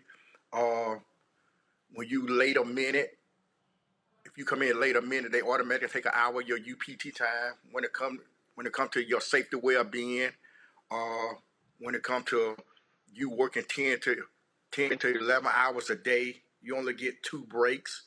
And holidays, every employee deserves to be off. We want to be able to negotiate every holiday to be off on holidays, spend time with your family, just etc. Pay rate, you're not getting paid for what you do, and they deserve better. We deserve better. And also with the inflation moving as fast as it is, we all know that what we're getting paid at Amazon is not going to keep up with a fast moving economy. Right now, Amazon says that their pay stops in 3 years. We get no more raises. So we'll be topping out at $18.30. Well, for me, that seems unfair and unbalanced because the economy gets an extended ladder, but we get a bottle top. And I don't think that's fair. A lot of employees complain about being tired and breaks as such. And vacation time, we get an hour and something per week. So a lot of things are very unfair, and that's what we're pushing for, to make sure that our voices are heard this time. We have our opportunity to sit at the table, because without a union and a union contract, we just told what to do, and we're going to get what they said we're going to get. And at least with the union, we have an opportunity to negotiate what we want. We are tired of employees coming in sick, not able to go home because they ain't got no time, scared to lose their job, and they're not considerate when it comes to employee safety, well-being. If you ain't got no time, they're gonna put you back on the line, tell you keep on working. So there's a lot of stuff we need to fix. There's a lot of stuff need to be changed, and it don't make no sense how they treat employees. All right, well, you got till the end of the month for voting to take place, and so we'll certainly be watching to see what happens in this election there in Alabama. We certainly appreciate you coming on. Thanks a lot. All right, thank you for having us. Thank you. All right, folks, let's talk about a bill that got passed finally in the House. Well, first of all, it got passed before, but it was, of course, Senator Rand Paul from Kentucky who blocked it in the United States Senate, and that is the Emmett Till Antilynching bill. Now, folks, it passed on Monday. Of course, it was sponsored by Congressman Bobby Rush. It was named after the Chicago teen who was lynched for visiting his family in 1955. It passed 422 to 3. Yes, 3 Republicans voted against it. Andrew Clyde of Georgia, Chip Roy of Texas, and Thomas Massey of Kentucky. This is what Roy released. He said, lynching is an unspeakably heinous crime, but this bill doesn't have anything to do with lynching other than its name. It does not make lynching a federal offense. In fact, it creates no new federal offenses. It simply raises the punishment for things that are already federal crimes, including those that are unrelated to lynching, such as gender identity, in an effort to advance a woke agenda under the guise of correcting racial injustice. Congress and the media should be honest with the American people about what bills do and don't do. As much as I favor harsher penalties for violent offenders, this is a matter for the states, and I will not vote for legislative deception. I will also not support enhancing the power of a federal government that so often abuses it. Yeah, okay. Massey. He said there are 4 reasons why he voted no on the anti-lynching bill. He said the Constitution specifies only a handful of federal crimes and leaves the rest to individual states to prosecute. The bill expands current federal hate crime law. A hate crime is a crime, and all victims deserve equal justice. Adding enhanced penalties for hate tends to endanger other liberties, such as freedom of speech. Okay, we're talking about people who've been killed. Okay. Lynching a person is already illegal in every state. Passing this legislation falsely implies that lynching somehow does not already constitute criminal activity, and the bill creates another federal crime of conspiracy, which I'm concerned could be enforced overbroadly on people who are not perpetrators of a crime. Scott, I want to start with you. Here's why. First of all, this now goes to the Senate. We don't know what Rand Paul's going to do. He may try to screw it up again by trying to block it. But I always laugh when I hear these arguments because these are the same people who will support enhanced laws if it involves police officers, enhanced laws involving other people, but now they're like, oh, no, we can't have anything that's enhanced. Bottom line is, it shows you when you have certain yahoos on the Republican side, and you had these 3, because the others realize, look, pass the bill, let's move on. Exactly. Let's say everything those 3 congressmen, although 2 of the 3 wrote, let's say that conceptually they're right about it being a state issue and about it's on the books already. And, oh, by the way, it enhances the Hate Crimes Act, right? Surely you don't want to do that. Let's say everything they say is correct. So why not vote for it then? You feel so strongly against those concepts and precepts and state rights that therefore you won't vote for an anti-lynching bill? This is one bill that if you vote against it, you essentially real or perceived as saying lynching's okay if you get caught doing it. So I'm not going to do anything to enhance the Hate Crimes Act. Do you know how hard it is to prosecute a hate crime in this country at the federal level? So it's all bullshit, just complete bullshit. And I really think we ought to just move on from this discussion and go to the next topic. First of all, it's not your show. That's first thing. Second thing, I just want to share my thoughts with you. That's all. You might take them into consideration. Actually, that will never happen. No. So the thing here, Monique, is that again, what we're probably going to be faced with is Mr. Asshole himself, Rand Paul. We'll see what he does. Will he try to stand in the way of this thing again? He better not, because he's a sponsor. Look, that ain't stopped these fools before. That ain't stopping before. But what I am saying is he has worked with Booker, and I don't even want to mention Scott, but it has happened. And the bill that is coming before the Senate that they have all worked on, they all agree on. And that includes Rand Paul, who has gone on the record urging swift passage. So I don't think that this time around he's the issue, even though he still says a whole bunch of stuff that's like, you know, if all you ended up with was some bruising, that's different than lynching. So it's like attempted lynching, we ain't trying to penalize, but if they manage to actually lynch you, we're going to make sure you go to jail, whatever. He's not going to be the problem. And except for Scott's rude profanity tonight, just rude, I co-sign his statement. Lauren, I got somebody, Lauren, saying, Rand Paul says he's going to vote for it. Yeah, I remember Senator Tim Scott saying he was going to carry the Georgia Floyd Justice Act over the line. Yeah, exactly. You never know what Rand Paul is going to do. I would say, with regard to Tom Massey, I can't speak to the other members, Clay and whoever the third member was. Tom Massey has been consistent with regard to voting against bills that would extend, mandatory sentencing. And so oftentimes what you would see on certain votes, because members of Congress and politicians love to pass more punitive bills and more mandatory bills and stack on penalties that really already exist. So a lot of times with Massey, you would see him join John Conyers and Bobby Scott with regard to voting against mandatory sentences or bills that increase penalties that already exist. So to Massey's point with regard to, lynching is already illegal, which of course it is. He's that point is actually consistent with his votes in the past. I don't know what Rand Paul is going to do. The brand of the Republican Party is to vote against anything that Black people want. So if he's consistent with that brand, which he has been with other things, he will likely figure out a way to vote against. But it is a libertarian argument that Rand Paul and Tom Massey, who's libertarian, tends to use, and at least Massey has been consistent over the years he's been in Congress. Let's talk about a bill that's being proposed by Congresswoman Ilhan Omar dealing with the issue of no-knock warrants. Of course, what she wants is stricter guidelines, and the Amir Lock-In Deadly No-Knock Warrants Act will seek to ban quick knock warrants, all nighttime warrants, the use of flashbang, stun grenades, other explosive devices, chemical weapons, or any military-grade firearm. Of course, Amir Locke was shot and killed by the Minneapolis Police Department while executing a no-knock warrant last month. The thing on this here, Monique, when we talk about this particular thing, that this was also one of the issues that they wanted to have addressed in the George Floyd Justice Act. When you look at this case, just like the case with the brother from Florida who's now being charged with attempted murder, I mean, they're busting through with guns blazing to recover property.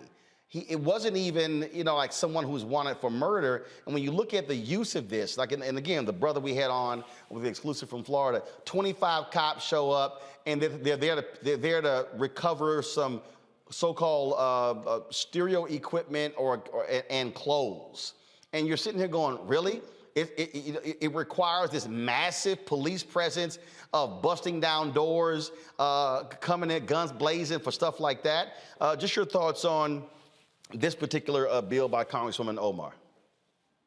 Well, first of all, them saying that they're just hoping to recover property and it being as described as pretense, it's never that. There's always a fishing expedition or a desire to catch people while they're going in supposedly for property. So that's not the case. But whether in the George Floyd Act or in this bill, there is just simply a limit to what can be done under federal authority. And what is necessary is state by state by state for the state legislatures to control what the police departments are able to do and not able to do within their territories, because these no-knock warrants are rarely federal law enforcement. So though George Floyd bill would have helped in that regard, and this legislation will help in that regard, we've already seen some states handle this, and every single state needs to do so. And that again, Lauren, is part of this issue when we're talking about these bills. We're talking about how do we change. Part of the issue is you're operating on a state-by-state basis, and because of how criminal justice operates in the rules governing these law enforcement agencies. That's right. And here's where the Republican Party, I find them very confusing. They're always arguing about less government and, the Constitution. And certainly Rand Paul in particular love to talk about the Constitution and having government out of your life until we start talking about policing. And until we start talking about policing specifically on Black people and things like civil asset forfeiture, and of course, as you're talking about now, no-knock warrants, then suddenly we forget what the Fourth Amendment is and everything is great. So I can't figure out why it is the case, particularly for libertarian-style Republicans, why they don't speak out against these types of things like these policies with no-knock warrants. It's an easy thing to speak out against. And civil asset forfeiture is the other one that they go totally silent. All of a sudden, when Black people are involved, suddenly there's silence on this. That I can never figure out. Folks, let's go to Ohio, where a white man affiliated with the far-right nationalist group, the Proud Boys, assaulted and yelled racial slurs at a Black woman early Sunday morning. The video you're about to see is quite disturbing. He's a cop, apparently. Nigger, bitch, shut your mouth. Yo. Whoa, that's a fucking woman, bro. That's a fucking woman. That's a woman. Are you okay? Well, here's his mugshot. Walls is charged with 3 counts of assault and possessing a firearm while intoxicated. He pleaded not guilty during his hearing and was given a $25,000 bond. Not guilty, we got the video player. The FBI is looking at the incident to determine if federal hate crime charges would apply. One of his victims, Cameron Morgan, suffered a concussion and has bruises. She said there was a fight outside when she heard Walls screaming the N-word. She was attacked after letting him know using that word was not okay. A Delaware grand jury indicted a former cop for using excessive force in 2 separate incidents in September. On September 12th, while responding to a domestic violence call, Wilmington police officer Samuel Waters allegedly pressed his nightstick against the back of a man's neck. Waters slammed the man's head into plexiglass in a convenience store 9 days later. His body camera footage was not on during the incident. Isn't that interesting? He later lied on the police report about the incident. Waters is facing several charges, including 1 count of tampering with public records, 1 count of second-degree perjury, 3 counts of third-degree assault, 2 counts of official misconduct, and 1 count of falsifying a business record. I keep saying, y'all, if you don't turn that damn camera on, or you turn it off, and you lie on the report, your ass should get fired. Yep. It's amazing, isn't it, how the camera just magically turns off when these things are happening. It's an amazing thing.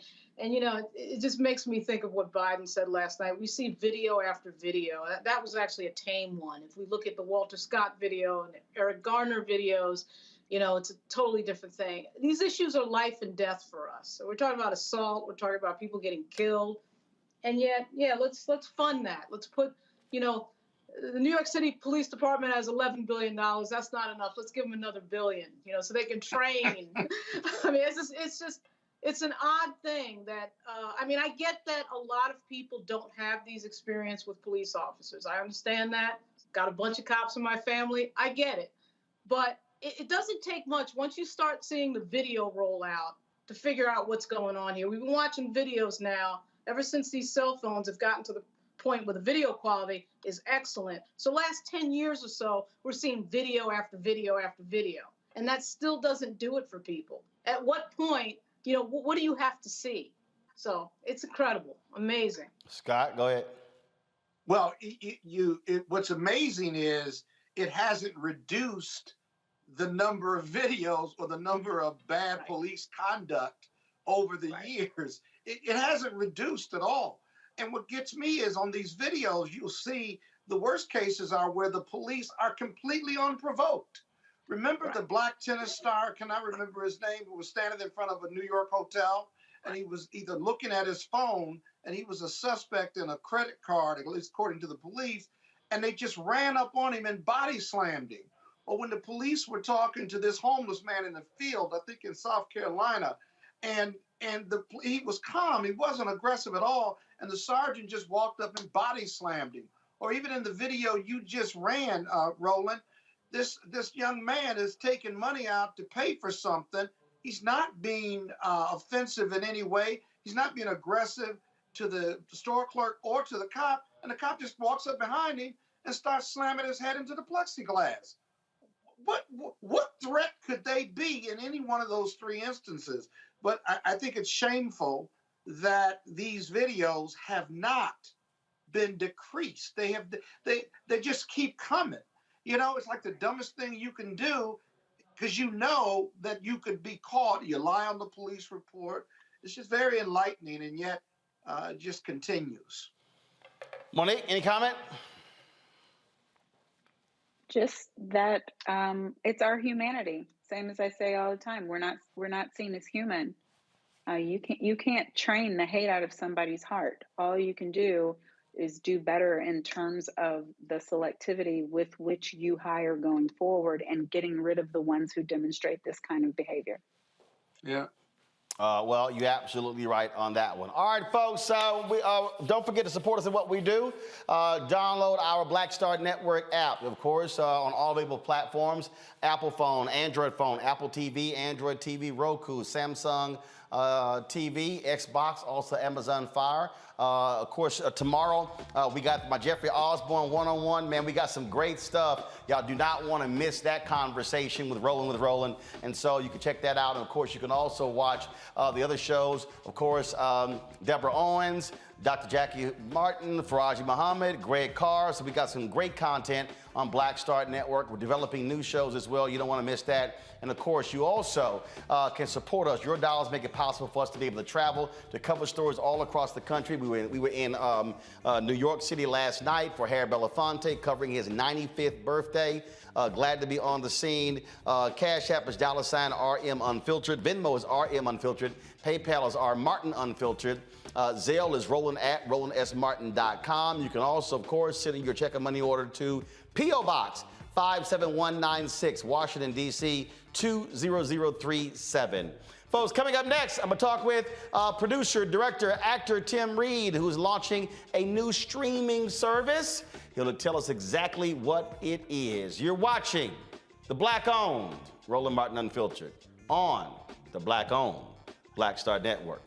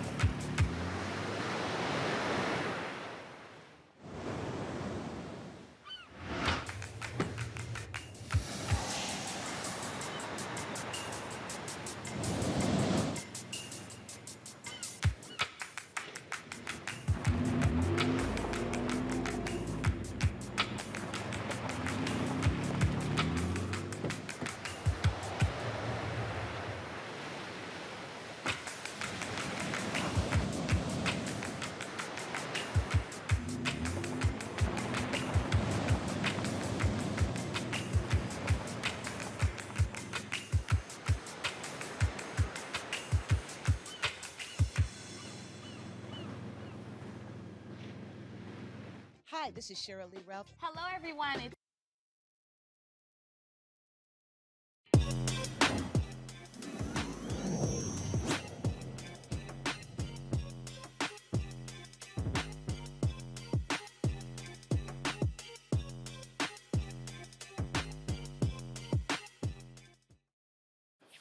All right, folks, we talk all the time about how digital is transforming this world. It's not just about broadcast TV and linear TV, and what we're also seeing more of our people telling our stories. Well, my next guest, actor, director, producer, entrepreneur, Tim Reid, he has always done that. While a lot of people talk about Tyler Perry opening his studio there in Atlanta, the reality is Tim Reid and his wife, Daphne Maxwell Reid, they opened a studio a number of years ago in Virginia. Virginia Senator Mark Warner was one of the partners in that as well. And so they've been on the cutting edge, not only dealing with content here in the United States, but also all across the globe. Tim has spent time in Nigeria and France, all over. And so he is launching a new streaming service.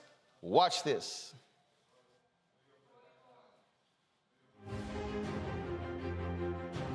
Hey, you went to that.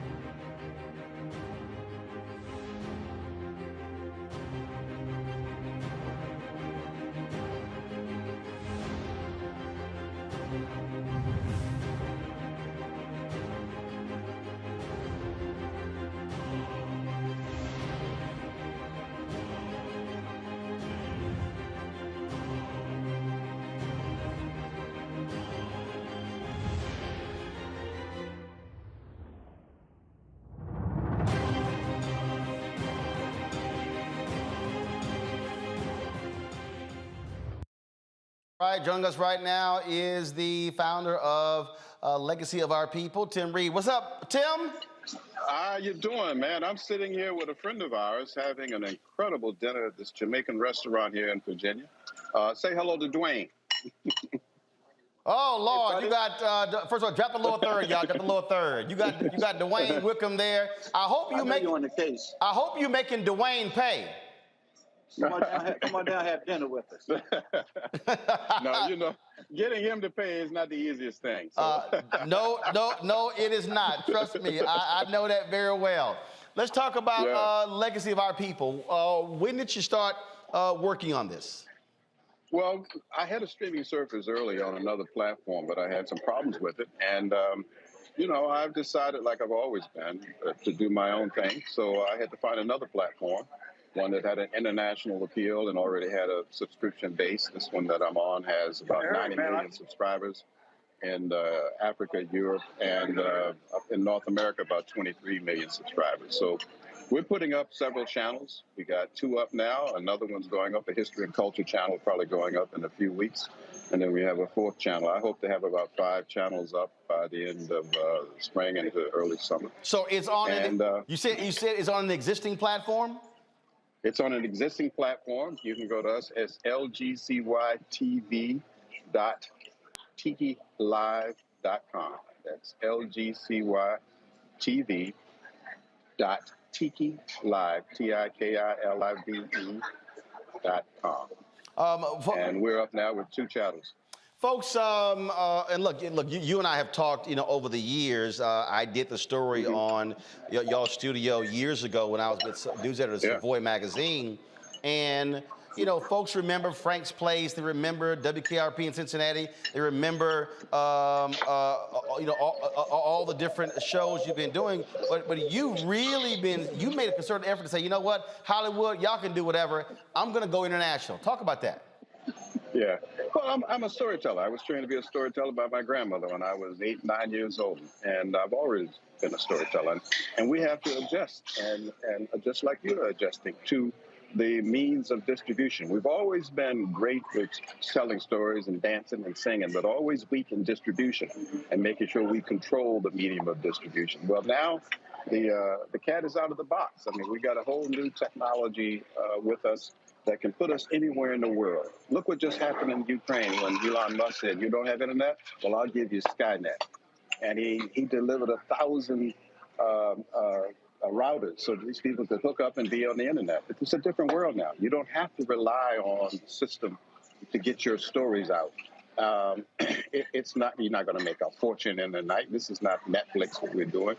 But what we are doing is making sure that in spite of what they say in this country and anywhere else, that our history is unimportant, or they want to destroy our culture. It doesn't have to be that way. We can take over our own stories and tell them ourselves and share among each other. There are networks available. You have one. I have one. There are others. I know several in Ethiopia where one of my partners just returned from. Nigeria, I have a partner there. We're going to be putting a server in Nigeria. South Africa, Cape Verde, London. It's a different world now, and we need to take control of our history. Today we're celebrating here with my friends in Ethiopia, the 126th anniversary of the War of Atwa, where Ethiopia became the first African country to defeat a European country. The fascists from Italy at that time. And this is a 126-year anniversary. It's the only time any African country had defeated a European country. So we have history that needs to be told to inspire young people to do great things. You know, you talked about distribution, and I remember when I did that story, and you were going over just the difficulty of trying to persuade the people who were controlling Magic Johnson Studios to put your film. And there were people who also said, hey, Tim, we'll put Asunder out, but you gotta put a rap song on the soundtrack. And it was all these hoops that you had to jump through, as opposed to just saying, wait a minute, trust my vision as the visionary, as a creative, and let it be told, yeah, now Internet has totally changed the game. These have changed the game. What's in our hand.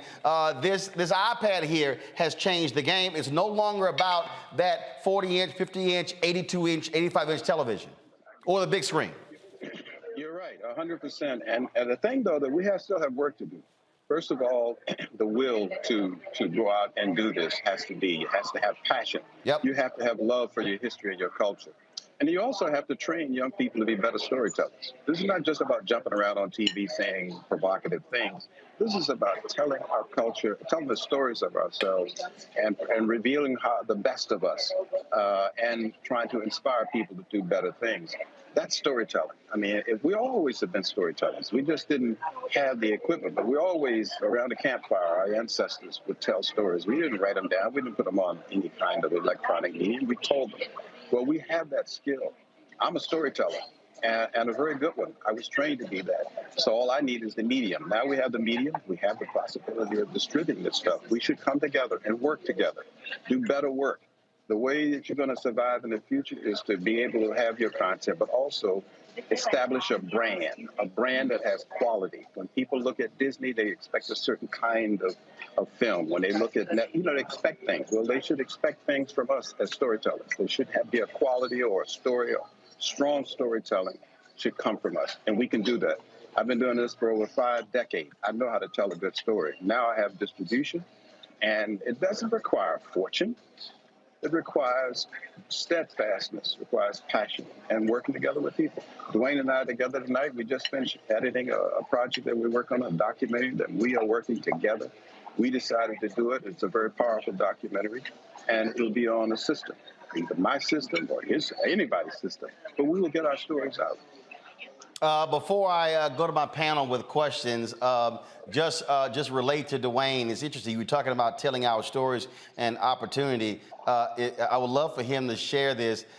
He was telling me, Nicole Hannah-Jones, folks talk about the 1619 Project, but it was a Dwayne giving her the shot. And when she went to Cuba and some other places to really begin to understand about the history of the African diaspora, it also informed her reporting.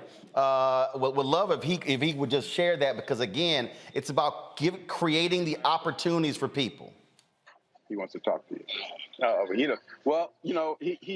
He's got a mouthful of food. No, Dwayne being bougie. Where is he? He's got a mouthful of food. No, yeah, right. He put the food in his mouth after I asked to talk to him. I see how he is. That's them Baltimore people. No. The other problem is he doesn't have headphones.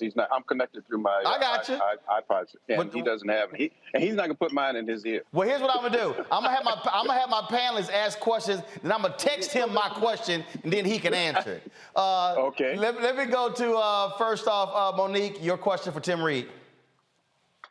I don't have a question. I just have congrats. What you're doing is fantastic, and thank you for just continuing to blaze a trail across genres in every area. We appreciate you. Thank you. Well, we know Scott ass got a question. He gonna want to talk. And Scott, just understand, Scott, Tim is also an alpha. I know you're a little Kappa, but go ahead with your question. Oh, 6. I'm a big Kappa, but Tim. No, you're a little Kappa. You've been an independent storyteller for years, even when you were on WKRP. And how you revolutionized that character. Let me ask you this: for the young entrepreneurs who are trying to be storytellers traditionally on TV, the big screen, but you're right about streaming, but being able to generate revenue as a result of this new content and a way to get your content out, how does generating revenues by streaming and storytelling that content differ or compare with getting a paycheck, if you will, for being on a TV series or being in a movie that's on mass distribution? Can you discuss that a little bit? Well, you can't compare. No, I'm not making the kind of money I made when I was on Sister Sister or KRP or Simon & Simon. Mm-hmm. But I took that money and I built a studio with it. So sometimes you have to put your money where your mouth is. So I did that. And the studio wasn't as successful as I hoped it to be financially. However, what I did have from the studio, which has allowed me to do what I'm doing now, is I created a lot of content, and I own my content. I probably have as much content as anybody who's ever done what they're doing. As Roland knows, it goes back for 20-something years. Yep. And so the content has value. We have to start thinking about our history and our culture as valuable. Money is a medium of exchange. People will exchange it for something they want and they need. People need our stories. We need our stories. So people will pay me for what I have. Advertisers will either find me or I'll do a subscription. And there's so many ways now. You just have to understand what your missions are. You can do straight peer-to-peer. I mean, I don't need 100,000 people to give me $100. If I have 10,000 people, 5,000 people, it's enough for me because I control my own. I have my own studio. I have my own content. I have people that work with me. I've been for the last 15 years traveling the world doing mentoring and working with filmmakers who are starting out. Now they're doing very well. One of them just became the first African to win the Venice Film Festival Golden Lion. First one in the history of the oldest film festival in the world was someone that I worked with and mentored when at my studio. So we gotta look long range, folks. I mean, we gotta say, okay, let's build something.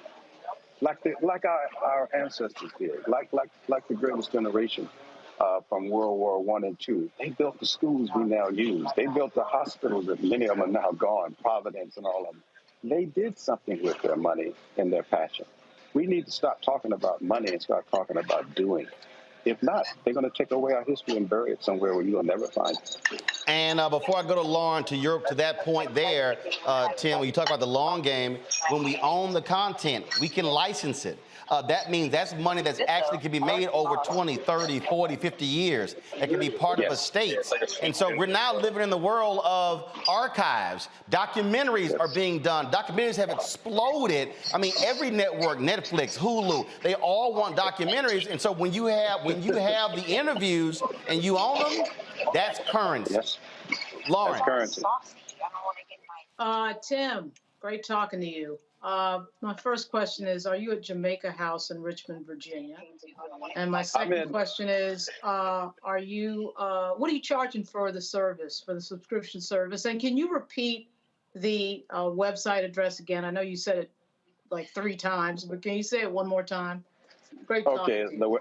The website is lgcytv.tiki,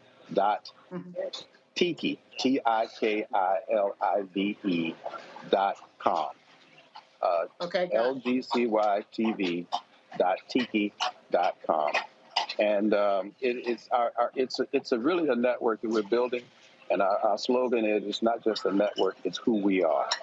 And that's our theory behind the stuff that we're doing. We're launching different channels, and we are licensing our stuff. You know, I have movies and content showing in Africa. It's going to take a while. I'll probably be retired by the time this thing really gets to the point where young people who I'm working with and have been working with for years will take this over and run it. We have to have a long-range plan. Even a guy my age can have a long-range plan. It doesn't have to be mine. All right, then. Tim, man, look, I appreciate it. Tell your bride I said hello. I've always loved what you've done independently. It is about, again, how you doing, Daphne? It's good seeing you. My granddaughter was they grub. And your granddaughter as well. And so, y'all absolutely are grubbing. But look, I mean, what you're doing is fantastic. And I'll say this, Tim, which you didn't say, but also I know, we've had many of these conversations. I know Scott talked about getting the check, but there is something that also is even more valuable when you have the flexibility and the freedom to be able to do what you want to do, tell the story, and you're not asking somebody for permission, because the check also means they get to say yes or no. And they own it. Boom. There you go. Tim Reid, thanks so much, man. Thank you. Keep it up, Frat. Take care. All right, brother. All right. Again, folks, check it out. And this is one of the reasons why we have Tech Talk, because we want to utilize this segment to be able to tell you the stories of African Americans who are involved in technology, who are doing amazing things. It totally has changed the game, and you know, it's real interesting. When I'll go to my panel on this one, when I was at CNN. Soledad, we used to always talk, and she would say, Roland, how are you doing all these things? You're doing CNN, you're doing TV One. I mean, you got speeches, you're doing books, you're doing Tom Joyner. I said, hell, you doing all this stuff for CNN, that's the only check that you're getting. And one of the things that she said, she's like, yeah, but they're in 200 countries. And I said, yeah, but here's the deal. They still get to say no. And I think one of the things that is hard, because for a lot of us, Monique, is that a lot of us were raised by parents who said, look, that's a good job. I mean, do you really want to do that? And I know so many African Americans who have had so much self-doubt because of all that they've heard over the years, and they actually feared stepping out and actually launching their own. And I think with technology is actually changing that, the lowering the cost of technology, of what equipment costs, all these different things. So whether we're talking about media, or even whether we're talking about having your own law firm, whether we're talking about doing, you know, your own, whatever kind of company it is, it also requires a different mindset to be able to do those things. Absolutely. A different mindset, but still with gratitude, right, for the generation that came before us. Because if they hadn't been able to lock down that good government job, if they hadn't had the mentality, take care of your job and your job will take care of you, then we would not have the education, the opportunities, the broadened horizons that we have. So I am thankful for their journey because it got us here. And then I recognize that for real, the way that they were able to keep jobs for decades doesn't really exist in this country, at least anymore. And so we have to be enterprising. We have to be entrepreneurial. We have to be inventive. And it forces us into a position that we should have been all along, which is I own me. I am the brand, I am the business, I am the product, and anybody else who makes money off of me ought to be making it behind me. It's a hard lesson, but I've learned it. I've always said, Lauren, that I've said this and people looked at me like I was crazy. America has always loved black people. They've always made money off of us. It's different when we start saying, how about we make money off of ourselves? Yeah, what a concept, which you can only do when you own and control a company. And in journalism, this is a particularly huge thing because, Roland, as you've said before, anytime we're talking about a profession that is subjective rather than, sort of based on factual talent, like, for instance, if you run faster than anybody else, you run faster than anybody else, whether you're black or white or whatever. Those are the things that we tend to excel in, things that it's unquestionable, the talent is unquestionable and the result is unquestionable. We get to subjective fields like journalism and somebody else decides who is going to get the job, who's going to be the managing editor, who's going to run things. That's where African Americans really need to own their own stuff and control their own game. I'm reminded of this too because recently a person that I knew who gave me one of my first jobs in journalism, Marty Tolchin, who used to be the editor at the Hill newspaper, he died last week. And it made me think of the fact that I've had about 14 or 15, 16 jobs in my life, some government, some journalism. And I only had two people who were white who hired me. It was Marty Tolchin and Cokie Roberts. All my other jobs are African Americans who hired me. And that's the other thing about owning your own company is that you control the hiring, you control the salaries, you control who gets promoted. So having that type of control is a huge thing, but particularly in journalism where these stories would not get told were it not for the fact that African Americans are telling them. That is just a fact. Scott, I was on social media the other day and I was looking at on Instagram and 50 Cent was talking about he was sick of Stars and he wanted to leave Stars. His contract is up, and obviously they're in the middle of a negotiation. And it was interesting when you made that point about a check. And look, it's a very, very good check. It's a great check. But here's the thing that I even explained there. If you look at Starz, he literally has 4 shows on Starz at one time. And got about 15, 16 other shows. Starz, owned by Lionsgate, publicly traded company. They're even talking about spinning Starz off into its own publicly traded company. And this is what I always say when we were having these conversations. How much are they giving you for your content, and how much are they making? And they're gonna be making money off your ideas for the next 20, 30, 50 years.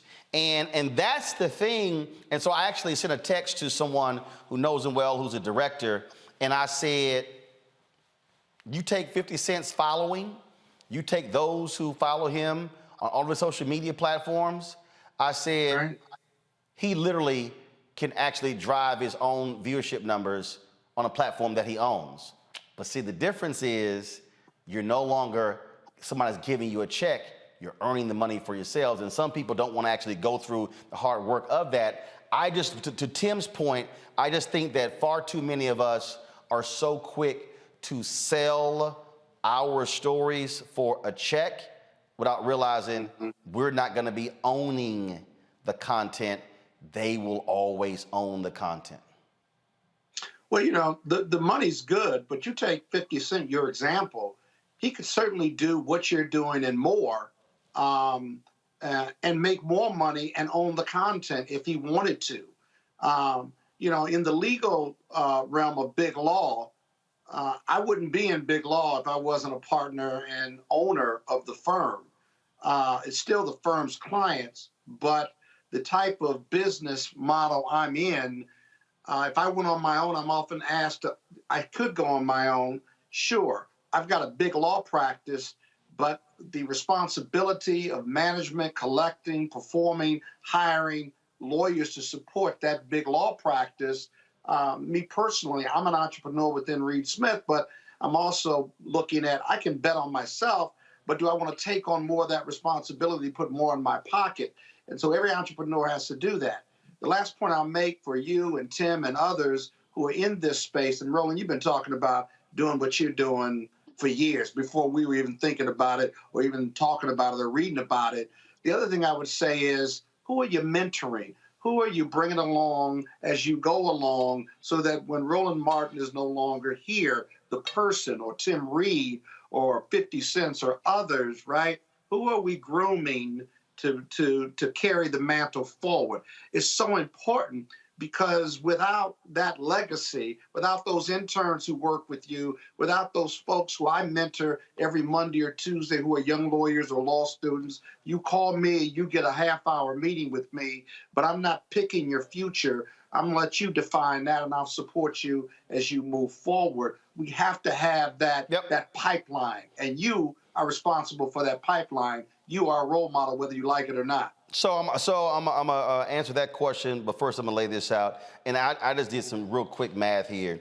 I looked at, I'm just using 50 Cent as an example, because I just want people to understand what we're talking about here, because many people have no concept of numbers in the business. And that is, and so as a matter of fact, while one of y'all do this here, can y'all, one of you look up how many subscribers Starz has? Just look up for me real quick.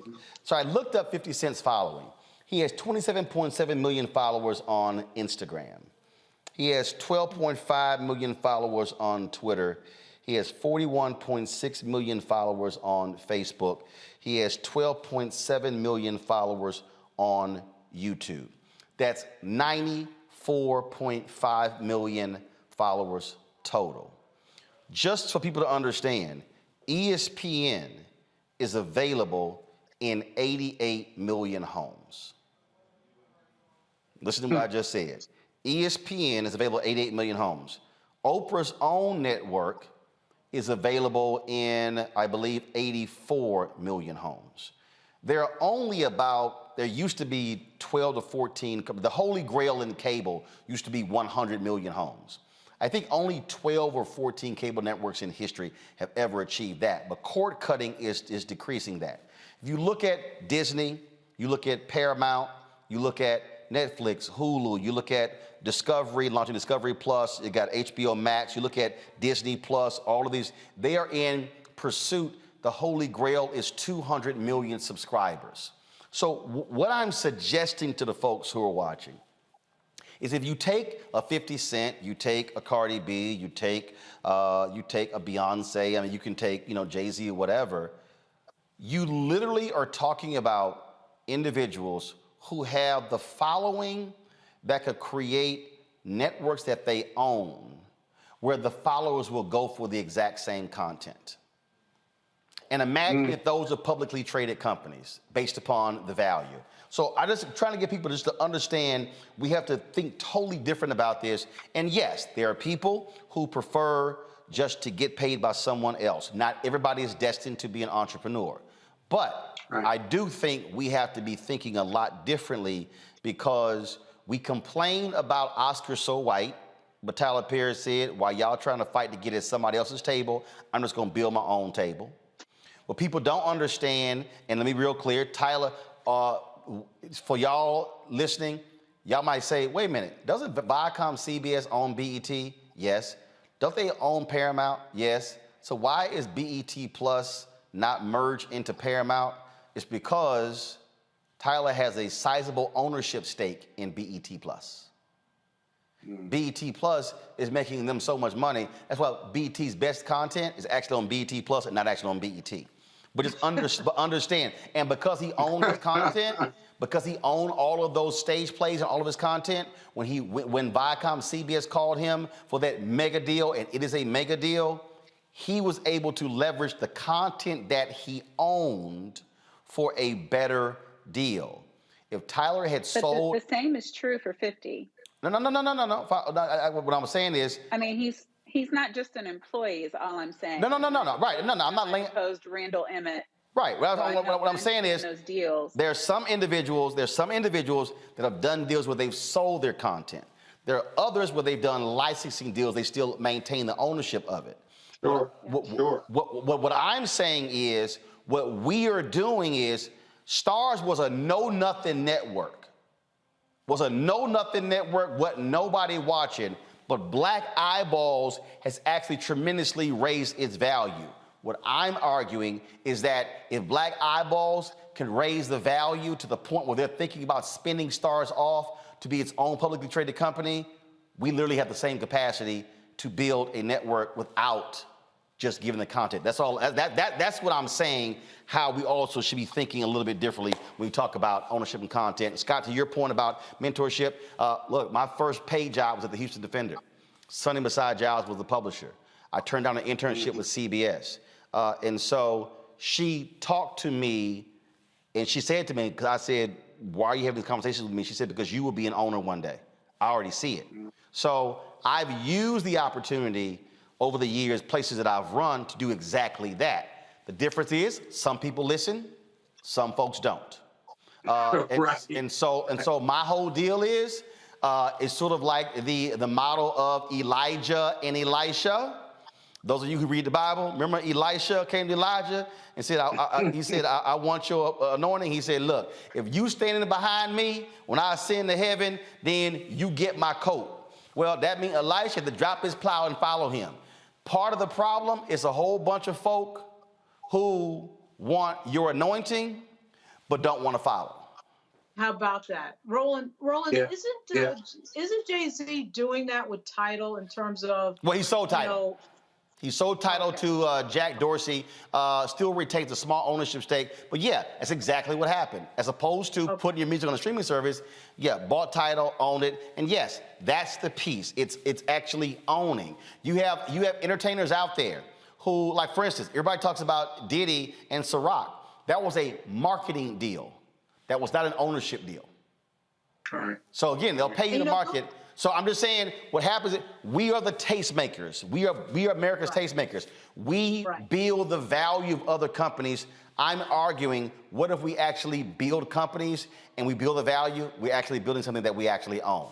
That's all I'm saying. Imagine if you had 50 Cent and 5 other rappers, 50 Cent, Snoop, Beyonce. You could take like 4 of them and they could, just with their following, they could create a huge subscription base. Yeah. If just 4 of them got together. And remember, remember you hear the studio, United Artists? That's actually what happened. Yeah. Several prominent actors got together, and that's how they created United Artists Studio.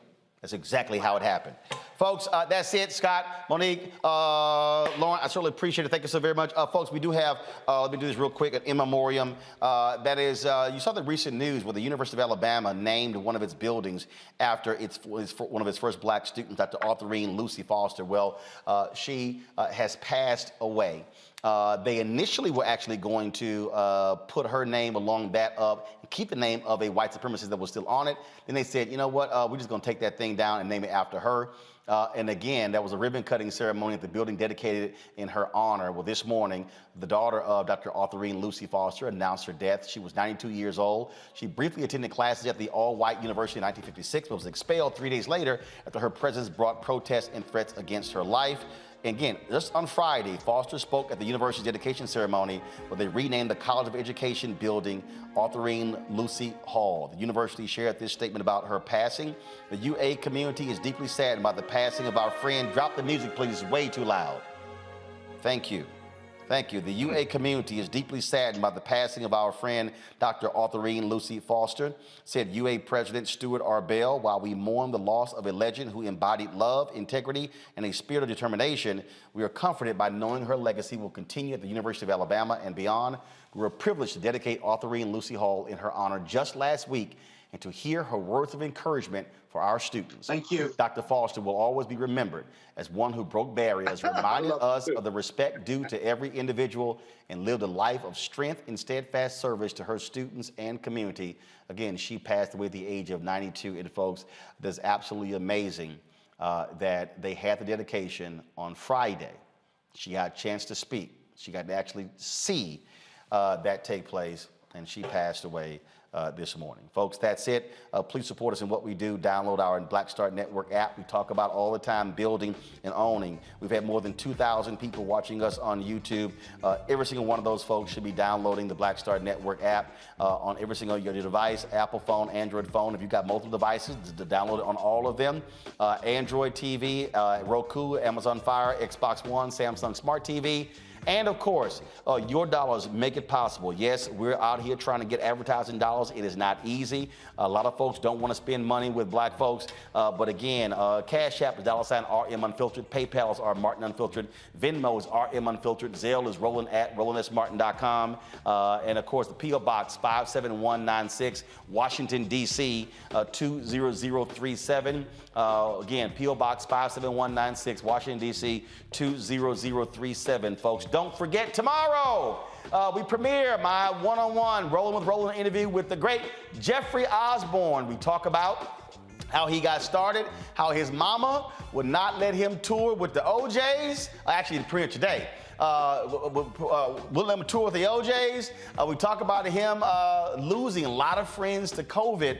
It's a fantastic interview. You learn some stuff you never knew about my man Jeffrey Osborne. And we'll be streaming that right after this show. Y'all be sure to check it out. I'll see you tomorrow right here on Roland Martin Unfiltered, where we keep it real, keep it honest, keep it unapologetically black, keep it unfiltered.